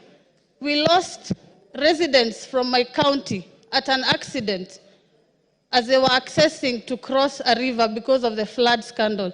Again, Mr. Speaker, what can 48 million shillings do for people who are suffering? Mr. Speaker, he did not even step in Wajir and Mandera. This is a deputy president of the whole country. I support the impeachment. He must go home and create a room for other people to get to that position. Maybe it's time for other regions to be deputies so that we can get the same benefits. Mr. Speaker, I can even do a good job myself. Mr. Speaker, I can even do a good job myself. Mr. Speaker. Your time is up, Jen Kagiri. 2022 in the month of Cosmopolitan, that has Pokot, that has Turkanas, that has Masais, that has Samburus, that has the Muslims, it has the Somalis, and all these people, inclusive of the Kikuyus, came together and gave me their votes. That is what comprises of Laikipia County. Honorable Speaker, the point at which I differed with His Excellency the Deputy President is when he started talking about Mlima. I realized Laikipia County is not Mlima after all, because Mlima, people have running water from taps. In Mlima, people have tarmac roads. In Mlima, people don't suffer human-wildlife conflicts. But in Laikipia County, we have all those challenges. So, Honorable Speaker, that was the first point where we differed. The second point, Your Honorable Speaker, is when there was the talk of 1 man, 1 shilling, 1 vote. In Laikipia County, we are among the counties that have the least population. When you talk of 1 man, 1 shilling, 1 vote, it means you are talking of reduction on resources for my people. That one I would not accept. Honorable Speaker, I remain a Kikuyu. But sadly, since our difference in opinion with His Excellency the Deputy President, I have been the poster girl of his intimidation, of his insults. Give her a minute. Give her, okay, wind up. Honorable Speaker, in my conclusion, I must state, many people have called us traitors, have assumed money has been received for this action. But Honorable Speaker, I want to make it very clear. I need no money for the restoration of dignity in this house. I need no money for the restoration of respect to women in this house. I need no money for resources to reach my people of Laikipia County. Honorable Speaker, I submit and I support. Thank you. Oundo.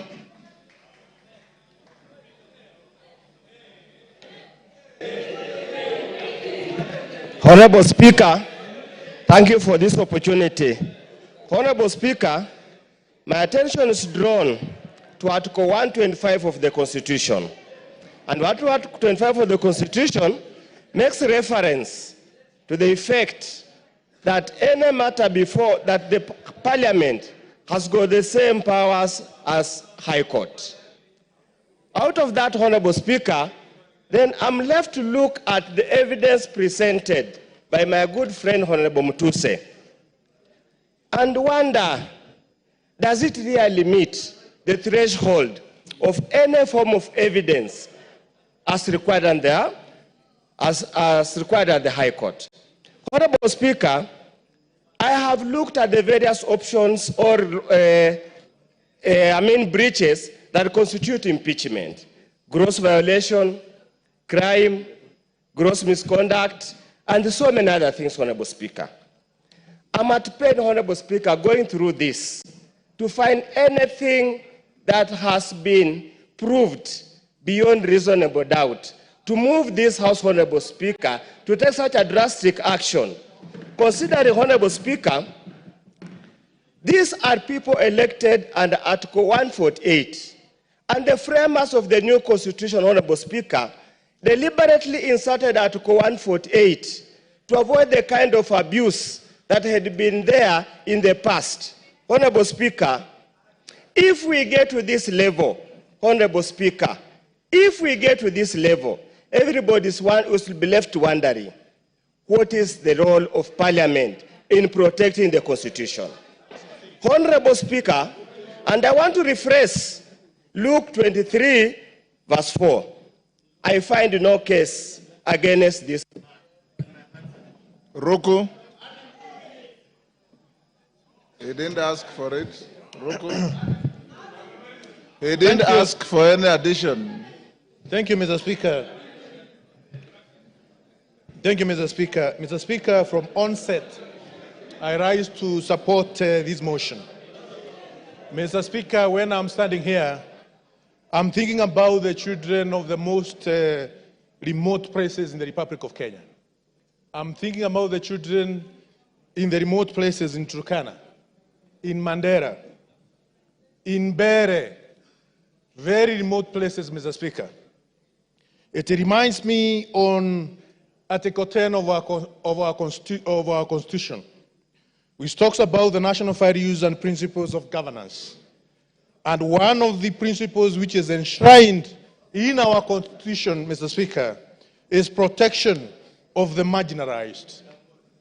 We have seen the Deputy President of the Republic of Kenya, who in many occasions has forgotten that he represents even the most marginalized places, corners of our country.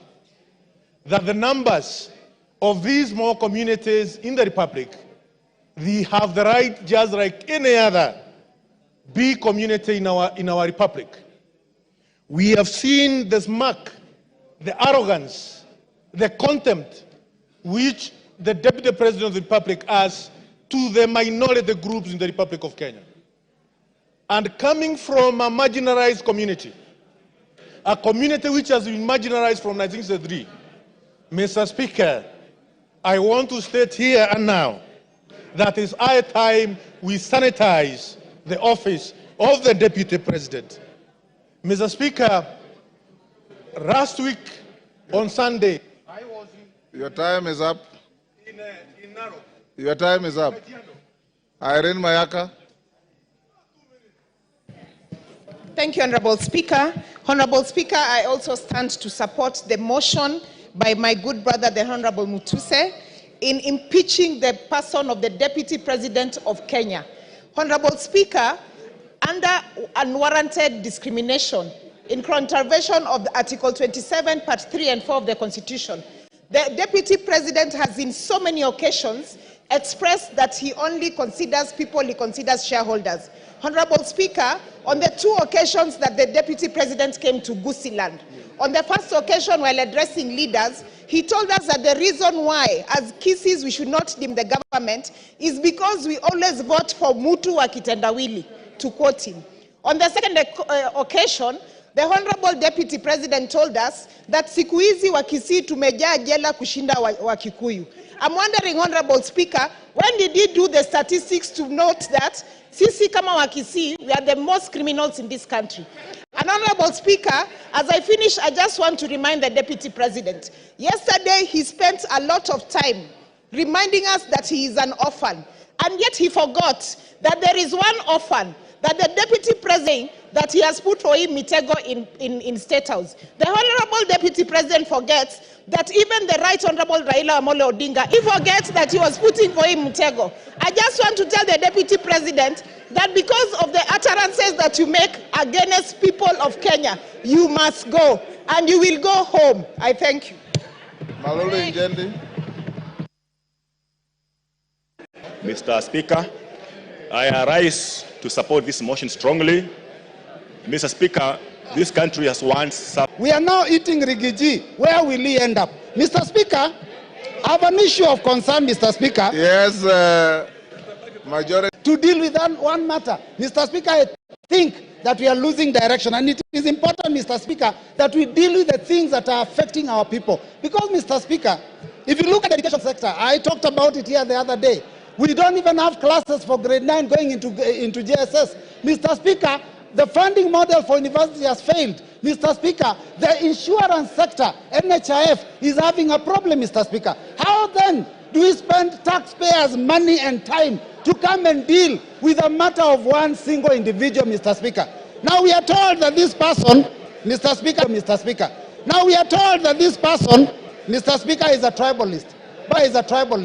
But Mr. Speaker, those comments that he made, yesterday he made it very clear. And I was shocked. I was very shocked, Mr. Speaker, yesterday, to realize that in fact Kenya Kwanza was actually a company that is limited by shares and that people negotiated shares for themselves. The mover of the motion is a member of MCCP.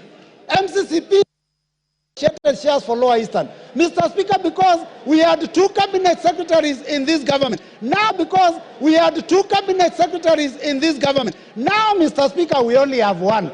And I'm telling you, Mr. Speaker, actions speak louder than words. The Deputy President may have said that he is a shareholder and there are issues about his community, but if you look at the appointments that are being made in Kenya, then you will realize that the person of the President himself is the one who is the biggest tribalist, Mr. Speaker, because he's appointing people from his own community for every position. Mr. Speaker, if we have to find a situation where a school has failed, you do not fire the deputy principal. You get rid of the principal. Our problem is not the deputy, it is the head himself. Thank you, Mr. Yes, Farah. Mr. Speaker, I was standing. Mr. Speaker. Order. Mr. Speaker. Robert Mbui, you are normally more decent than that. This is a house of... Oh, Mr. Speaker, protect me. Mr. Speaker, my point of order is this. Oh, Mr. Speaker, protect me. Mr. Speaker, my point of order is this. This is a house of rules. This is a law-making body. This is the place where our Constitution itself was passed. You cannot bring, talk about a president or even any other head of state of a friendly country without bringing a substantive motion. So you cannot discuss the conduct of the president. And by the way, I want to correct you. You might... Point is out of order. Your point of saying that governments eat their... Take your seat is out of order. Kahangara? Yes, use my...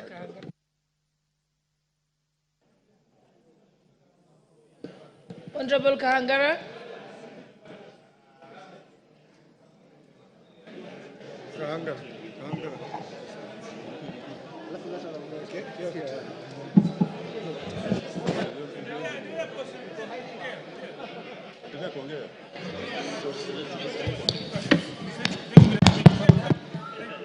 Thank you, Madam Speaker. Hold on a second, they're going to put for you the mic. Clerk, just say... Yes, I can see the mic. Take the one next to Mheshimiwa Fulamu. Take that one, yes.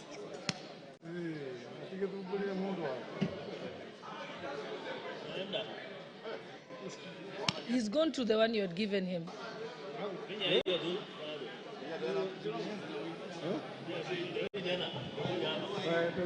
Okay, thank you.